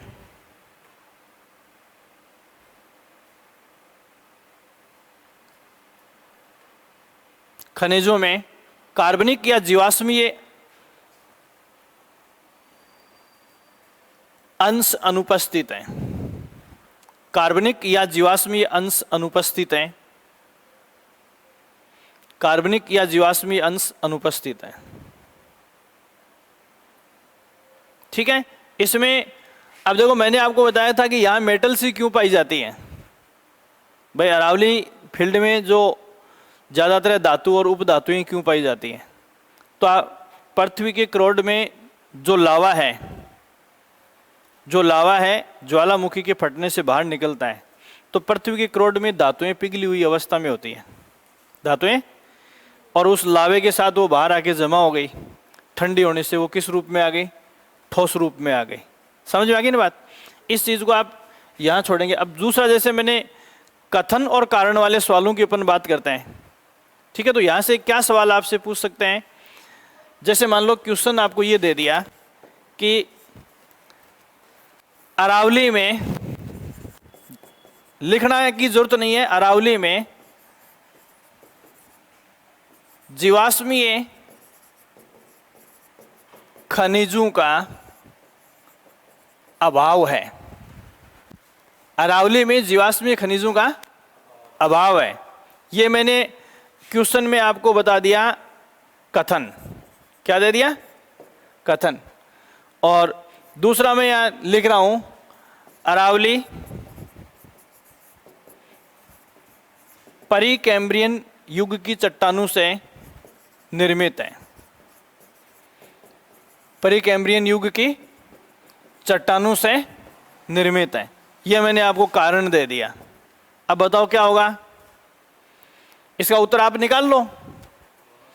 दोनों सही हैं, ठीक है। इसको क्योंकि से आप जोड़ोगे तो क्या हो जाएगा? देखो, अरावली में जीवाश्मीय खनिजों का अभाव है क्योंकि अरावली प्री कैम्ब्रियन युग की चट्टानों से निर्मित है। इसका मतलब यह है कि जीवों की उत्पत्ति से पहले ही इसका निर्माण हो चुका था।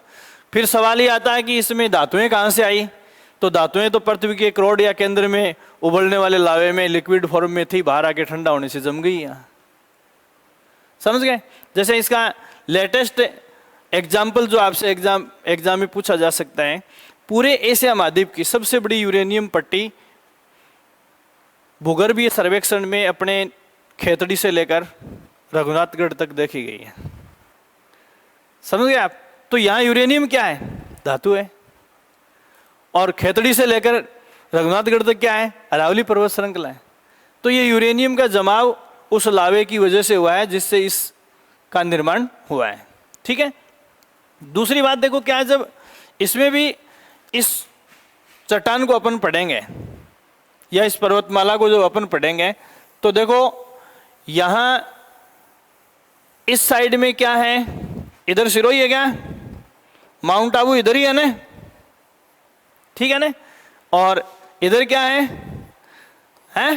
दिल्ली रायसीना हिल्स, जिस पर राष्ट्रपति भवन बना हुआ है, वो अरावली पर्वत श्रृंखला की आखिरी चोटी है दिल्ली की तरफ, ठीक है। और ये इधर पीछे गुजरात के पालनपुर से शुरू होती है। तो इस ग्रीन वाले कलर को आप देखो, ठीक है ना। मैं एक छोटी सी बात बताऊं, जैसे मैं यहां माउंट आबू के ऊपर खड़ा होकर पूरी अरावली पर्वत श्रृंखला को देखूं तो मुझे मेरी नजरें यूं झुका के रखनी पड़ेंगी। और इधर से अपन देखना चाहें तो सर उठा के देखना पड़ेगा। इधर से देखेंगे नजरें फैलाने की जरूरत नहीं है, इधर से देखेंगे नजरें फैलानी पड़ेंगी। ये देखना, ये आ गया चौड़ाई और ऊंचाई। चौड़ाई और ऊंचाई दोनों क्या हो रही है? दिल्ली की ओर देखते हैं तो कम हो रही है। तो दिल्ली से गुजरात की तरफ हम देखेंगे तो अरावली की सभी पर्वत श्रेणियों की ऊंचाई बढ़ती जाएगी। तो सीधा सा सवाल क्या पूछते हैं? अरावली का पर्वतीय ढाल की दिशा क्या है? अरे ये हो गया फैसला। ये उत्तर है, ये दक्षिण है, ये पूर्व है और ये पश्चिम है। ये डायरेक्शन है। स्लोप दक्षिण पश्चिम से, स्लोप किसको बोलते हैं? ढाल को, ठीक है। और चढ़ाव पूछ लें तो उल्टा हो जाएगा। अरावली पर्वत, जैसे अपन इधर से दक्षिण पश्चिम से उत्तर पूर्व की ओर देखेंगे तो अरावली की पहाड़ियों की ऊंचाई है वो क्या होती जाएगी? कम होती जाएगी। और उधर से देखेंगे तो क्या होती जाएगी? बढ़ती जाएगी। अब आपको नाम ही तो ध्यान में रखने हैं भाई। जिले आपके दिमाग में हैं, चोटी का आपको पता है कौन से जिले में है, फिर आपको हाइट रटने की जरूरत नहीं है। किताब का वो पेज बेकार हो गया ना कि इसकी हाइट इतनी है, इसकी हाइट इतनी है। जब आप जिलों का क्रम आपको ध्यान है, अरावली की मॉर्फोलॉजी आपके दिमाग में है, तो आप जिलों के हिसाब से भी आप उन चोटियों को सेट कर सकते हो। फिर डाटा रटने की जरूरत कहाँ है? तो पहली बात तो ये हो गई कि प्राचीनतम स्थिति जो है। अब दूसरी बात देखो, मैं आपको बताऊं कि इस पर्वतीय गांठ का निर्माण किधर से किधर हुआ। अगर आप में थोड़ा सा भी सेंस है कि ये अरावली पर्वत श्रेणी इधर से बनना शुरू हुई या इधर से बढ़ना शुरू हुई?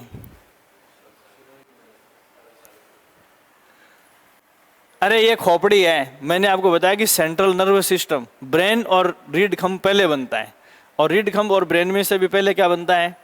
ब्रेन बनता है, और ब्रेन से अपना रीढ़ खंभ निकलता है। तो मोटा कौन है? खोपड़ी। किधर दिख रही है? समझ गए आप? इसीलिए तो इसको क्या बोलते हैं? अर्बुद प्रदेश। अर्बुद का मतलब ये गांठ है जिससे ये कॉर्डिया रस्सी निकली है। अब रटने की जरूरत है क्या? सिरोही के आबू पर्वतीय क्षेत्र को अर्बुद प्रदेश के नाम से जाना जाता है। ये वो गांठ या गुंडी है जिससे ये रीढ़ की हड्डी निकली है। अब देखो, नीचे अपन बैठते हैं, वहां पैंदे पर पतली सी पूंछ बनती है अपने, हैं पूर्वजों का अवशेष है। भूल सकते हो क्या आप? छोटी सी। अब ये रटने की जरूरत नहीं कि मतलब ये इसको अर्बुद प्रदेश क्यों कहते हैं? जैसे जैसे अपने सेंट्रल नर्वस सिस्टम में ब्रेन की जो भूमिका है वो सिरोही की इस गांठ का है। ये ब्रेन इधर है, पूंछ उधर है, पहले ब्रेन बनता है, ठीक है। फिर देखो मैंने बताया कि इसकी चौड़ाई इधर घटती जाती है। तो खोपड़ी से नीचे जाएंगे अपने, ये 33 वर्टिब्री हैं, कशेरुकाएं अपने रीढ़ की हड्डी में। तो इनका आकार जैसे जैसे अपन पीठ की तरफ जाएंगे क्या होता जाएगा? छोटा होता जाएगा। ऐसे ही अरावली की पहाड़ियों का छित्राव अपन दिल्ली की तरफ जाते हैं तो क्या होता जाएगा? कम होता जाएगा। दिल्ली से सिरोही की तरफ जाएंगे तो इनका बिखराव क्या होता जाएगा? बढ़ता जाएगा, ठीक है। अब इधर जैसे आपने कुछ ऐसे सवाल पढ़े होंगे, रोजा, बाकर, अपने आप ही फैसला हो जाएगा क्या है ये। मैंने बताया कि इधर आएंगे तो इन पहाड़ियों का क्या हो जाता है? बिखराव बढ़ जाता है। तो अरावली के आजू बाजू में सिरोही और उसके आसपास जो छितरी हुई या बिखरी हुई पहाड़ियां हैं उनको लोकल भाषा में क्या कहते हैं? रोजा बाकर, ठीक है। ये इधर आजू बाजू में जो निकली हुई है, तो रोजा बाकर राजस्थान की भूगर्भीय संरचना में अर्बुद प्रदेश की विशेषताएं मानी जाती है। तो इसकी प्राचीनता, जैसे अपने शरीर में सबसे प्राचीन क्या है? ब्रेन और मेरुरज्जु। तो ये ब्रेन और मेरुरज्जु ये है। अब जाओ दूसरा सवाल। राजस्थान के एकीकरण में, राजस्थान के एकीकरण के समय सिरोही के आबू प्रदेश को छोड़कर बाकी भाग को राजस्थान में मिला दिया था। उस समय सिरोही के गांधी गोकुल भट्ट भाई ने क्या कहा था कि मैं इस मस्तिष्क रहित धड़ का क्या करूं? ये इसको कहां डाल दिया था? गुजरात में। सवाल पूछते हैं। ब्रेन था ये, टूरिस्ट के हिसाब से इकोनॉमिक दृष्टि से फर्टाइल फील्ड था। तो बोलो वो चीज इससे जुड़ी है कि नहीं जुड़ी? उसने ब्रेन की संज्ञा क्यों दी इसको? तो आर्थिक गतिविधियां इसी गांठ के आसपास थे। अपने शरीर में सबसे फर्टाइल क्या है? दिमाग। क्या है? तो सिरोही का सबसे फर्टाइल जो फील्ड था वो आबू पर्वतीय क्षेत्र था, ये अर्बुद प्रदेश था। इसको सरदार वल्लभ भाई पटेल ने, गुजरात का था वो, और वो किस में डालना चाहता था? गुजरात में डालना चाहता था। इसीलिए लास्ट तक इसको बचाए रखा, लास्ट तक इसको बचाए रखा, और इसीलिए इसको अंतिम टाइम में राजस्थान में शामिल किया गया था। तो देखो राजस्थान का सबसे प्राचीन हिस्सा था। अब वो दूसरा इसका जो आर्थिक निष्कर्ष निकल कर आता वो क्या है? ये सबसे पुरानी गांठ है, लावे से निकली थी। इन फ्यूचर यहाँ बहुत सारी धात्विक खनिजों की संभावना भी है। जैसे राजस्थान में सबसे जो आर्थिक दृष्टि से किफ़ायती जो धातु हमने निकाली है वो टंगस्टन था। कहाँ निकली है? नागौर और सिरोही में। नागौर की डेगाना से पहले राजस्थान की एक प्राचीन खान टंगस्टन की वालदा जो आजकल बंद पड़ी है, किस में है? सिरोही में। तो यहाँ इस क्षेत्र में ये जो गतिविधि, तो आप चैप्टर चाहे कोई सा ही पढ़ो, सवाल वहीं से बनेगा जहाँ से मैं आपको बता रहा हूँ। तो ये अभी जो मैंने बात बताई है परी कैम्ब्रियन युग या इसकी प्राचीनता पर, प्राचीनता का एग्जाम्पल अपन लेते हैं तो अरावली है। तो अब अरावली किधर से किधर प्राचीन है, तो सबसे प्राचीन सिरोही की तरफ है, ठीक है। और ये जैसे लावा निकला तो ये धीरे धीरे धीरे धीरे इधर लावे की मात्रा क्या होती गई, कम होती गई इस ज्वालामुखी के फटने के समय, ठीक है। या सीधी सी ये बात करते हैं कि ज्वालामुखी का जो उद्गार है वो आबू पर्वत की ओर से हुआ है, फिर धीरे धीरे यहां से दरार पड़ के ये लावा बाहर निकला है, ठीक है। अगला देखो आप इसमें नवीनता क्या है इसमें, तो लिखो आप इसमें, ये प्राचीनता की बात मैंने आप बताया, नवीनता में लिखो आप इसमें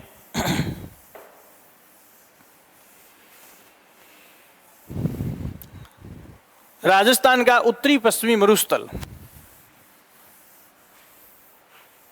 राजस्थान का उत्तरी पश्चिमी मरुस्थल, राजस्थान का उत्तरी पश्चिमी मरुस्थल राजस्थान के चारों भौतिक प्रदेशों में नवीनतम है, राजस्थान के चारों भौतिक प्रदेशों में नवीनतम है, राजस्थान के चारों भौतिक प्रदेशों में नवीनतम है, चारों भौतिक प्रदेशों में नवीनतम है, जिसका विस्तार एवं निर्माण प्रक्रिया अब भी जारी है, जिसका विस्तार एवं निर्माण प्रक्रिया अब भी जारी है।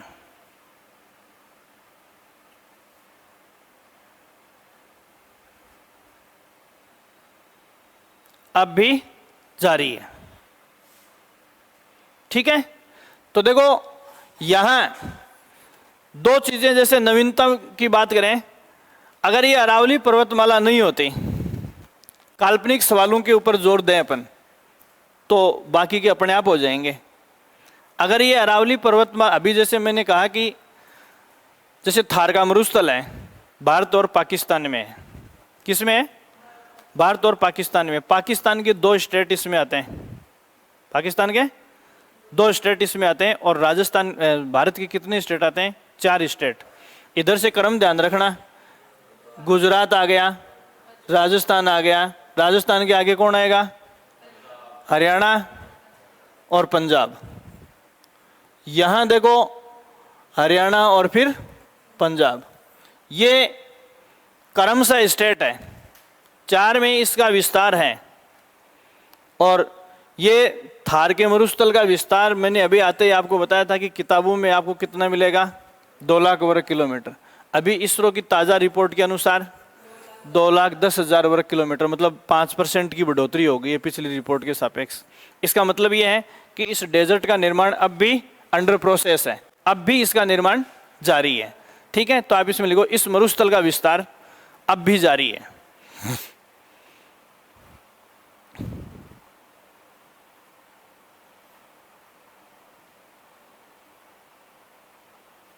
अब भी जारी है, जिसमें राष्ट्रीय राजधानी क्षेत्र, एनसीआर बोलते हैं इसको शॉर्ट में, नेशनल कैपिटल, राष्ट्रीय राजधानी क्षेत्र, भारत की राजधानी दिल्ली है ना, तो दिल्ली में जो निकटवर्ती क्षेत्र है उसको भी शामिल कर रहे हैं। राष्ट्रीय राजधानी क्षेत्र का अधिकांश हिस्सा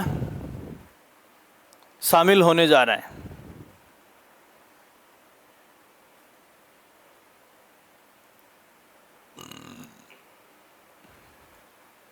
मरुस्थल का विस्तार हो रहा है, ठीक है ना। तो ये रिपोर्ट्स वगैरह तो अपन बाद में लास्ट में सारी एक जगह करके मैं लिखा दूंगा, समझ में आ गई बात। अब देखो क्या होता मरुस्थलीकरण के टाइटल में, क्या होता है जब ये अरावली यहां नहीं होती। तो अभी तो अपन केवल किसकी बात कर रहे हैं, नेशनल कैपिटल रीजन की बात कर रहे हैं। अगर ये यहां नहीं होती तो इधर अपन जाएंगे तो बिहार, पश्चिमी बंगाल और उधर आगे उड़ीसा तक ये डेजर्ट फैल चुका होता अब तक। तो देखो अरावली का राजस्थान के मरुस्थलीकरण विस्तार में अवरोध की भूमिका क्या है। अभी खाली क्या चपेट में आ रहा है, दिल्ली, नेशनल कैपिटल रीजन चपेट में आ रहा है। ये अरावली नहीं होती तो इस डेजर्ट का विस्तार आगे बाकी स्टेट में भी फैल जाता। अब तक बिहार और पश्चिम बंगाल तो पूरे इसकी चपेट में आ जाते हैं। समझ गए आप? तो न केवल नाचना बल्कि राजस्थान का उत्तरी पश्चिमी जो मरुस्थल है वो पूरा नाचता रेगिस्तान है। अब भी इसका विस्तार तेजी से हो रहा है। ठीक है ना? तो इसमें एक लाइन और लिख लो, यदि अरावली पर्वत श्रृंखला नहीं होती तो अब तक इस रेगिस्तान का विस्तार, अरावली पर्वत श्रृंखला नहीं होती तो अब तक इस रेगिस्तान का विस्तार, अब तक इस रेगिस्तान का विस्तार बिहार और पश्चिम बंगाल में भी हो चुका होता, बिहार और पश्चिम बंगाल में भी हो चुका होता।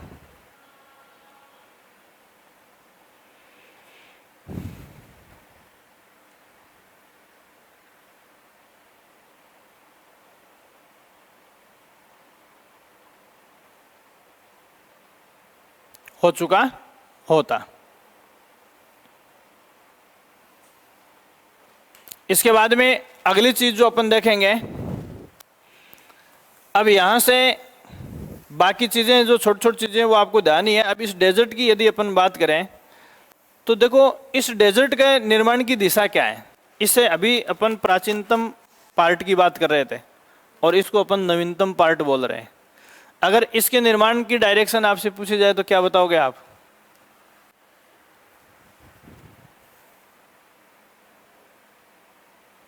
क्या बताओगे? फिर तो बावड़ाम बाकी को नहीं। अरे मैं कह रही हूं वो अठीन भागे हो जा रहे हैं हैं? दिशा ये हो गई, ये देखो इस रेगिस्तान के निर्माण की प्रक्रिया की दिशा इधर से इधर जा रहा है। ये कौन सी है? दक्षिण पश्चिम से उत्तर पूर्व की ओर बढ़ रहा है। इसका दूसरा प्रमाण मैंने आपको बताया था कि ये टेथी सागर का अवशेष है। सोचने की बात है बस, ऐसे सवाल किसी किताब में नहीं मिलेंगे अगर दिमाग नहीं लगाओगे तो। मैंने आपको बताया था कि ये टेथी सागर का अवशेष है। इसमें पेड़ पौधे, जीव जंतु, समुद्री जल जीव जैसे डायनासोर जैसे बड़े बड़े प्राणी में थे पहले। बड़े बड़े 500-500 1000 फीट के पेड़ थे उस टाइम। सारे के सारे इस भू टेथी सागर में दबे हुए हैं। उनके दबने से क्या बनता है? पेट्रोलियम, कोयला, गैस ये बनते हैं। ठीक है, समझ में आ गई क्या बात? ये दब गए और एक निश्चित एज के बाद इनका निर्माण होता है। तो सबसे पहले ये गैस, पेट्रोल, कोयला ये किधर मिल रहा है अपने को? इसका मतलब पहले कौन दबे थे? हैं? अब जैसे इधर दबे थे वैसे ही आगे भी दब सकते हैं, अपन भी दब सकते हैं इसमें। कल को अपना भी तेल निकल सकता है। हैं? डायरेक्शन समझ में आ गई क्या इसकी? सोचने की बात है कि ये उधर से इधर बढ़ा या इधर से उधर बढ़ा। ये तो सबूत बता रहे हैं आपको कि इसके निर्माण का काम किया। तो आज यहां पेट्रोल कोयला है, कल को अपने भी यहां बन सकता है। सदियों बाद यहां भी पेट्रोल, कोयला, गैस सब कुछ बन सकता है। अपने नीचे भी जीवांश तो दबे हुए हैं, लेकिन अभी तक उनका डिक्के इस हद तक नहीं हुआ अपघटन कि वो कार्बनिक ईंधन के रूप में कन्वर्ट हो जाए। थोड़े बहुत तो निश्चित हैं, अवश्य हैं, सब जगह दबे हुए, क्योंकि अपन ये पूरा क्या था? टेथी सागरी था। अब हो सकता है कि ज्यादातर और पहले यहाँ दब गए, बच्चे कुछ इधर दबे होंगे, और ये भी हो सकता है कि अपने नीचे और भी ज्यादा दबे हुए हों। तो इसके बारे में अभी अपन अनुमान नहीं लगा सकते। ठीक है ना? तो ये आपको ध्यान रखना है। अब इसमें अपन भौतिक प्रदेशों की बात करेंगे, तो आप चाहो तो अपन इनमें से ऐसे नहीं पढ़ के यहीं से पढ़ना शुरू कर देंगे। तो पहला भौतिक प्रदेश आप लिखेंगे उत्तरी पश्चिमी मरुस्थल। 4 भौतिक प्रदेशों की अपन बात करेंगे। पहला है उत्तरी पश्चिमी मरुस्थल,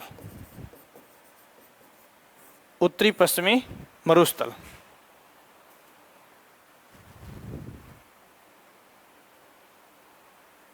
ठीक है, अब देखो ये उत्तरी पश्चिमी मरुस्थल है। तो पहली बात आप इसमें देखेंगे कि हम इसको किसका पार्ट पढ़ेंगे? थार के मरुस्थल का भाग पढ़ेंगे।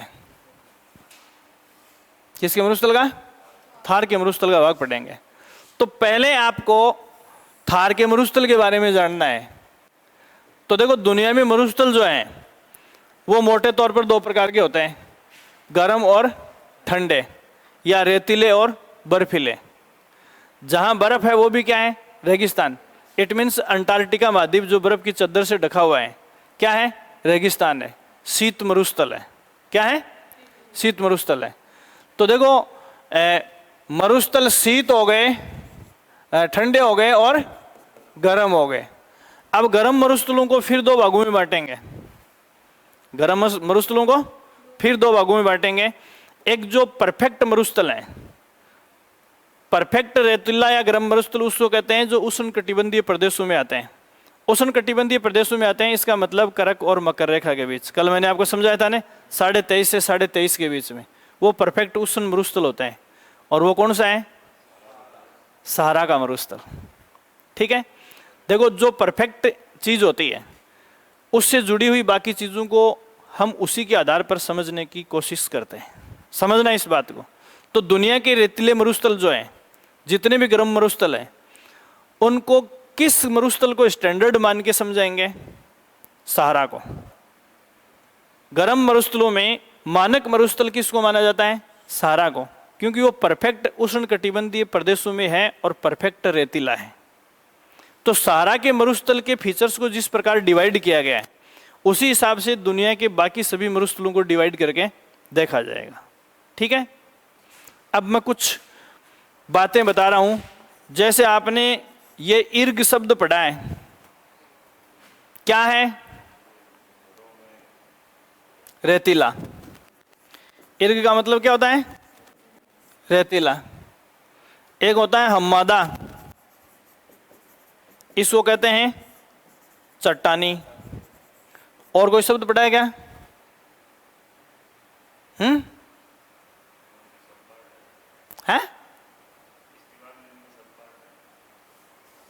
ठीक है।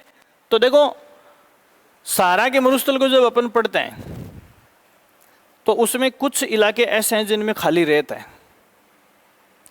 तो ऐसा शुष्क मरुस्थल जिसमें रेत है, न चट्टाने हैं और न कंकड़ पत्थर है, समझ आ गई बात? उसको क्या कहते हैं?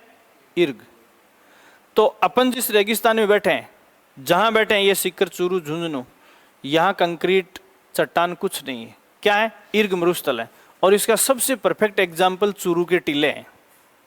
चूरू के टीले, जैसे आप स्टार शेप्ड हैं, भालेरी का नाम पढ़ा होगा भूगोल में। राजस्थान के भूगोल में चूरू के भालेरी का नाम पढ़ा होगा, जहाँ के स्टार शेप्ड जो टीले हैं वो न केवल राजस्थान या हिंदुस्तान की ज्योग्राफी में बल्कि वर्ल्ड की हिस्ट्री में विख्यात है। मतलब यहाँ के टीलों का जब सैटेलाइट डायग्राम इसरो द्वारा लिया जाता है तो भालेरी के आसपास के जो टीले हैं उनकी आकृति कैसी है? स्टार शेप्ड है। ऐसे टीले जो हैं वो बहुत ही दुर्लभ हैं दुनिया में। ठीक है। तो यहाँ अपने यहाँ जो मरुस्थल हैं वो कैसे हैं? रेतीले, इर्ग मरुस्थल है। इसके अलावा हमादा, चट्टानी मरुस्थल। तो देखो, जोधपुर का बाप फील्ड है, बाप क्षेत्र पूरा नीचे कंक्रीट और पत्थर से बना हुआ है। जैसलमेर डिस्ट्रिक्ट हेडक्वार्टर जहाँ बसा हुआ है उसके चारों तरफ पथरीला मरुस्थल है। समझ रहे आप? तो इसमें कुछ इलाके ऐसे हैं इस रेगिस्तान के जो क्या है? पथरीले हैं। समझ में आ गई बात? अब मैंने आपको बताया कि पत्थर के घिसने से रेत बनती है। ठीक है। और ये पत्थर इधर से घिस घिस के रेत इधर आ रही है। तो देखो, यहाँ जैसलमेर, जोधपुर, बाड़मेर, इस फील्ड में, इस रेगिस्तान में कहीं कहीं पत्थर, कंक्रीट या चट्टानें मिलती हैं, जो इस बात का सबूत है कि पत्थर की गांठें इस रेगिस्तान के इसमें उत्तरी पश्चिमी इलाके में है। ठीक है ना। और इनकी अपसरण से ये विस्तार जो है रेत का इधर हो रहा है। क्लियर होगी बात? ये चीज आपको ध्यान में रखनी है। ये हो गए थार का मरुस्थल। दूसरी बात, तो रेतीले, अपने यहाँ रेतीला मरुस्थल है, तो जब राजस्थान में रेगिस्तान पढ़ोगे तो आप इसकी सीधी सी जो व्यवस्था है वो सहारा में लेके जाओगे। हम्मादा सहारा के मरुस्थल के उस भाग को कहते हैं जिसमें चट्टानें पाई जाती हैं। इर्ग रेतीले मरुस्थल को कहते हैं। समझ आ गई बात? तो इस हिसाब से जो यहाँ शब्द अपन इस थार के मरुस्थल में या राजस्थान की ज्योग्राफी में काम में लेंगे, वो एक्चुअल में कहाँ से उठाएंगे? सहारा के मरुस्थल से उठाएंगे। सहारा के मरुस्थल को स्टैंडर्ड मरुस्थल मानकर डिसाइड किया गया है। ठीक है। दूसरी बात, जैसे मान लो कि शीत मरुस्थल पढ़ना है अपने को, भाई जहां बर्फ की चदरें हैं वो भी रेगिस्तान है। रेगिस्तान का मतलब है जो फर्टाइल नहीं है। तो दुनिया का सबसे आदर्श जो शीत मरुस्थल है वो कौन सा है? साइबेरियाई प्रदेश। वर्ल्ड के मैप में रूस का ऊपर का हिस्सा अपन देखेंगे विश्व के नक्शे में, साइबेरियाई प्रदेश, जिसमें एक स्थान है बरखोयांस्क, जिसको पृथ्वी का तीसरा ध्रुव कहते हैं। पृथ्वी के 3 ध्रुव हैं, उत्तरी ध्रुव और दक्षिणी ध्रुव है, जहां क्या है? बर्फ जमी हुई है। साइबेरिया का बरखोयांस्क फील्ड जो है रूस में पड़ता है, वो पृथ्वी का तीसरा ध्रुव है या पृथ्वी का शीत ध्रुव है। देखो, पृथ्वी का तीसरा ध्रुव है, इसका मतलब यह है कि उत्तरी ध्रुव और दक्षिणी ध्रुव की तरह यहां बर्फ जमी हुई है। और पृथ्वी का शीत ध्रुव है, इसका मतलब यहां का टेम्परेचर जो है वो उत्तरी ध्रुव और दक्षिणी ध्रुव से भी कम है। मतलब साउथ और नॉर्थ पोल से भी, मतलब पूरी पृथ्वी के ऊपर लोवेस्ट टेम्परेचर, सबसे कम तापमान जो है वो किसका है? बरखोयांस्क का है। और वो किसका पार्ट है? साइबेरिया का। तो बर्फीले रेगिस्तानों का जब अध्ययन करेंगे तो उन रेगिस्तानों की तुलना हम साइबेरिया के रेगिस्तान से करेंगे। गर्म रेतीले रेगिस्तानों का जब हम अध्ययन करेंगे तो उसकी तुलना हम अफ्रीका के सहारा के मरुस्थल से करेंगे। समझ आ गई बात? तो ये जो ये नाम अपन ने दिए हैं, ये राजस्थान की ज्योग्राफी के नाम नहीं है, ये उस स्टैंडर्ड मरुस्थल की ज्योग्राफी के नाम है। समझ में आ गई बात? ये चीज आप ध्यान रखोगे। दूसरा सवाल जो यहां आपको देखना है वो क्या है? इसमें देखना थार के मरुस्थल की स्थिति को मैंने आपको बताया कि रेतीले मरुस्थल है उनको 2 भागों में बांटते हैं। अभी जो बीच में मैं बात बता रहा था, एक तो होता है उष्ण मरुस्थल। उष्ण मरुस्थल का मतलब जो करक और मकर रेखा के बीच में स्थित है। और दूसरा है उपोष्ण मरुस्थल, मतलब करक और मकर रेखा के बीच तो नहीं है लेकिन इनके नजदीक है। तो राजस्थान का जो थार का मरुस्थल है वो करक रेखा के नजदीक ही है। तो ये जो मरुस्थल है थार का मरुस्थल, ये सहारा की तरह परफेक्ट उष्ण परिस्थितियों वाला तो नहीं है, या यूं कह सकते हैं कि ये उतना टिपिकल तो नहीं है। मतलब सहारा का मरुस्थल जितना टिपिकल है उतना टिपिकल ये नहीं है। वैसे मैंने आपको पहले बता दिया था कि दुनिया का सबसे जैव विविधता की दृष्टि से आबाद मरुस्थल दुनिया में जो है वो थार का मरुस्थल है। तो देखो, ये दुनिया का 9वां बड़ा उपोष्ण मरुस्थल है। कितने नंबर का? 9 नंबर का। इससे बड़े उपोष्ण मरुस्थल और भी हैं 8, लेकिन जैव विविधता की दृष्टि से सबसे बड़ा मरुस्थल है। देखो, बड़ा जैव विविधता की दृष्टि से सबसे बड़ा का मतलब क्षेत्रफल से नहीं है। अब जैव विविधता की दृष्टि से सबसे बड़े का मतलब है कि वो रेगिस्तान जिसमें जीव जातियों की संख्या सबसे ज्यादा पाई जाती है। तो दुनिया के अगर किसी शुष्क मरुस्थल में जीव जातियों की सबसे ज्यादा जनसंख्या पाई जाती है तो वो कौन सा है? थार का मरुस्थल है। समझ आ गई बात? ये चीज आपको ध्यान में। तो जैव विविधता की दृष्टि से सबसे बड़ा, इसका मतलब क्या है? क्षेत्रफल से नहीं, जातियों की संख्या से है। तो सबसे ज्यादा जातियों की संख्या किसमें? इसी मरुस्थल में। और क्षेत्रफल की दृष्टि से देखें तो दुनिया का 9वां बड़ा उपोष्ण मरुस्थल है ये। ठीक है। तो यहां फिर देखो, सहारा की जब अपन बात करेंगे तो सहारा के मरुस्थल की जो व्यवस्था है वो एडजेक्ट इसके ऊपर लागू नहीं होगी। कैसे नहीं होगी? जैसे वहां आपने पढ़ा कि शुतुरमुर्ग एक चिड़िया होती है जो उड़ नहीं सकती। ऐसा पक्षी जो उड़ नहीं सकता, पक्षी भी और उड़ भी नहीं सकता, फिर कहेगा पक्षी है, हैं? ये इतना बड़ा अंडा देता है, समझे? और वहां जो लोग SST के हैं या RS वगैरह की तैयारी कर रहे हो, वहां आप लोगों सहारा के मरुस्थल में कुछ जनजातियां पाई जाती हैं। 1-2 का नाम बता सकते हो क्या? कालारी, बुशमैन, ये जनजातियां कहाँ हैं? अफ्रीका के सहारा के मरुस्थल में पाई जाती है। तो ये बुशमैन जाति के जो लोग हैं ये इस रेगिस्तान में रहते हैं। ठीक है। वो शुतुरमुर्ग अपने अंडे को तोड़ के अपने चूजे को बाहर निकाल लेता है, या फिर साबुत अंडा भी इनको मिल गया ना, ये बहुत खुश होते हैं क्योंकि ये ऊपर से कट लगा के और उसको हटा के ढक्कन को, और उसको पानी रखने के लिए बर्तन की जगह यूज करते हैं। तो जो काम अपने यहाँ मटके का है वो किसका है? शुतुरमुर्ग के अंडे का। ये कितनी टिपिकल है, बर्तन है उनके पास, फिर भी उनको पानी किस में रखना पड़ता है? शुतुरमुर्ग के इस अंडे के कवच में, क्योंकि ये इतना कोटेड होता है कि इसमें पानी रखने के बाद वाष्पीकरण नहीं होता। सोच सकते हो उनके लिए पानी की कितनी कीमत है। एक बूंद पानी भाप बनकर नहीं उठ सकती, और अपने मटके को 4 दिन भर के रख दो, बिल्कुल नहीं पिएंगे तो भी खाली हो जाएगा। तो पानी की इतनी कीमत है इन लोगों के लिए। ठीक है, अगर बरसात के दिनों में थोड़ी बहुत नमी कहीं आ गई तो ये लोग क्या करेंगे? उस गीली मिट्टी में लकड़ियां दबा देते हैं। अब मिट्टी में लकड़ी दबाओगे तो क्या होगा? दीमक आएगी। क्या आएगी? दीमक। फिर उस लकड़ी से दीमक को झड़का के बॉईल करके आराम से खाते हैं। दीमक को बुशमैन का चावल कहा जाता है। लोग कहते हैं ना, हालात आदमी से कुछ भी करवा सकते हैं। तो दुनिया में सबसे प्रतिकूल परिस्थितियों में जीने वाली लोभी जनजातियां हैं, आपको बताऊं मैं। आप उधर साइबेरियाई प्रदेश में कौन सी जनजाति पढ़ते हो? एस्किमो। उन लोगों का जीवन इतना तकलीफ भरा होता है, आपको बताऊं मैं, कि बुढ़ापे तक आने 40-45 साल के बाद में उन सबको एक ही तरीके से सुसाइड करना पड़ता है सबको। 45 साल के बाद में या 50 साल के बाद में उनका जीवन इतना दुष्कर हो जाता है कि वो हंसते हंसते, जैसे अपने भगत सिंह हैं, चंद्रशेखर, राजगुरु, इनको पढ़ते हो ना, ये मर गए थे, वैसे हंसते हंसते फांसी चढ़ गए थे, वैसे मर जाते हैं। क्योंकि उसके बाद इनकी जिंदगी नरक हो जाती है। फिर भी इन लोगों के जीने का क्रेज आप देखोगे, इन लोगों के जीने का क्रेज आप देखोगे तो आप देखते रह जाओगे, उनके सामने हम कुछ नहीं है।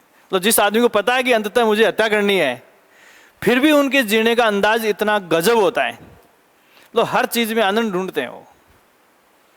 तो जनजातीय कल्चर को जब आप पढ़ोगे तो वास्तव में आपको जीने के तरीके मिलेंगे। ये लोग क्या है, जैसे बर्फ के अंदर वो साल मछली होती है, अब बर्फ को खोद के जगह जगह से थोड़े देखा जाता है, इतनी अच्छी टेक्निक पता नहीं कहाँ से सूखे पत्ते लाते हैं, उस बर्फ के ऊपर छोड़ देते हैं। अब मछली सांस लेगी तो बर्फ के छेदों से बाहर हवा आएगी तो पत्ते हिलेंगे, जहाँ से पत्ते हिलेंगे उसको खोद लेते हैं।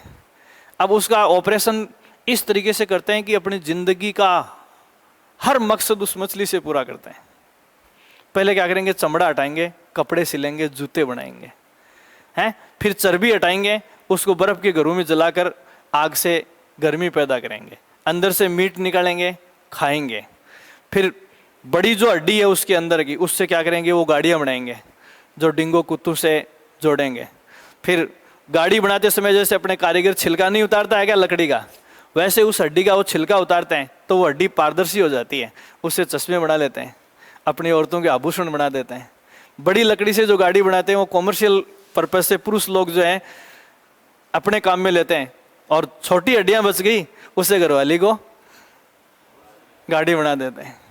बर्फ के ऊपर स्लाइडिंग करते हुए आप मतलब अपने आप में उस एक साल मछली में क्या क्या नहीं ढूंढ लेते वो लोग। A to Z complete economics का आधार वो मछली है जिसको ढूंढने में भी उन्हें बड़ी मशक्कत करनी पड़ती है। पेड़ पौधा फल फ्रूट कभी देखते नहीं, कभी कभार कोई शैवाल जैसी वनस्पति गर्मियों में आ जाती है वहाँ, बाकी पेड़ पौधे वो लोग देखते नहीं। समझ रहे? नागाओं की बात मैंने आपको बताई थी। तो बहुत ही मतलब उत्तम शैली का जीवन उनमें मिलता है, परिस्थितियां प्रतिकूल होने के बावजूद भी। तो यहाँ इस रेगिस्तान में क्या है? अब देखो, सहारा के रेगिस्तान में हमने जो परिस्थिति पढ़ी है वो कैसी है? उपोषण, सॉरी थार के मरुस्थल में। तो इसमें अगला सेंटेंस लिखेंगे पहला ही है ना, राजस्थान का उत्तरी पश्चिमी मरुस्थल, राजस्थान का उत्तरी पश्चिमी मरुस्थल थार के मरुस्थल का हिस्सा है, थार के मरुस्थल का हिस्सा है, थार के मरुस्थल का हिस्सा है। हेलो,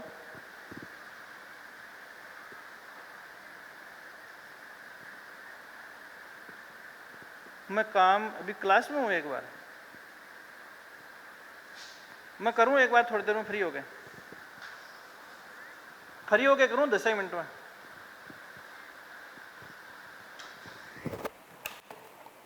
ठीक है, थार के मरुस्थल का हिस्सा है। अब इसमें देखो पहला सवाल क्या है, थार का मरुस्थल जो है वो पाकिस्तान और भारत में है। लिख लो आप इसमें, पाकिस्तान और भारत। फिर भारत के 4 राज्यों के नाम आपको ध्यान में रखने हैं।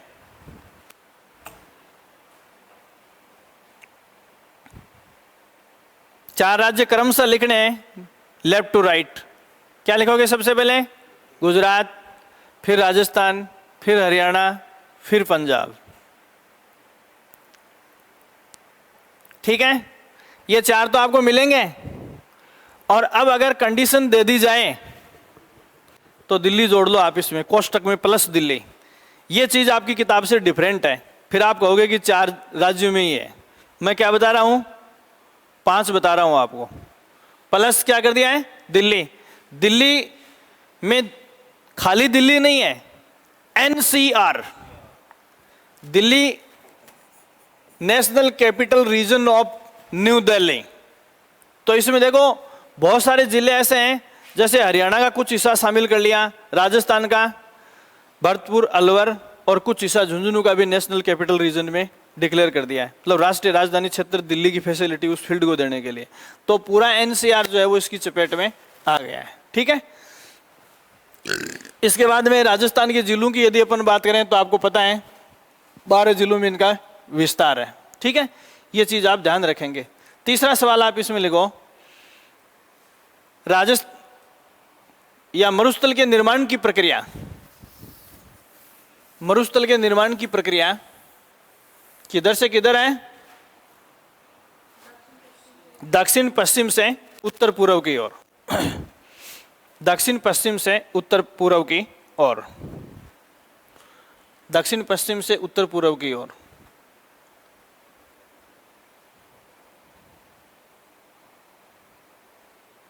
फिर इसमें लिखो, थार विश्व का नवा बड़ा उपोष्ण रेगिस्तान। थार विश्व का नवा बड़ा उपोष्ण रेगिस्तान।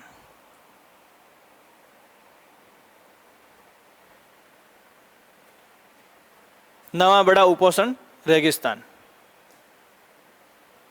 नवा बड़ा उपोष्ण रेगिस्तान। लेकिन जैव विविधता की दृष्टि से सबसे बड़ा उपोष्ण रेगिस्तान, लेकिन जैव विविधता की दृष्टि से सबसे बड़ा उपोष्ण रेगिस्तान, सबसे बड़ा उपोष्ण रेगिस्तान। देखो जैव विविधता की दृष्टि से सबसे बड़ा का मतलब, फिर बता रहा हूं, क्षेत्रफल नहीं है, जीव जातियों की संख्या है।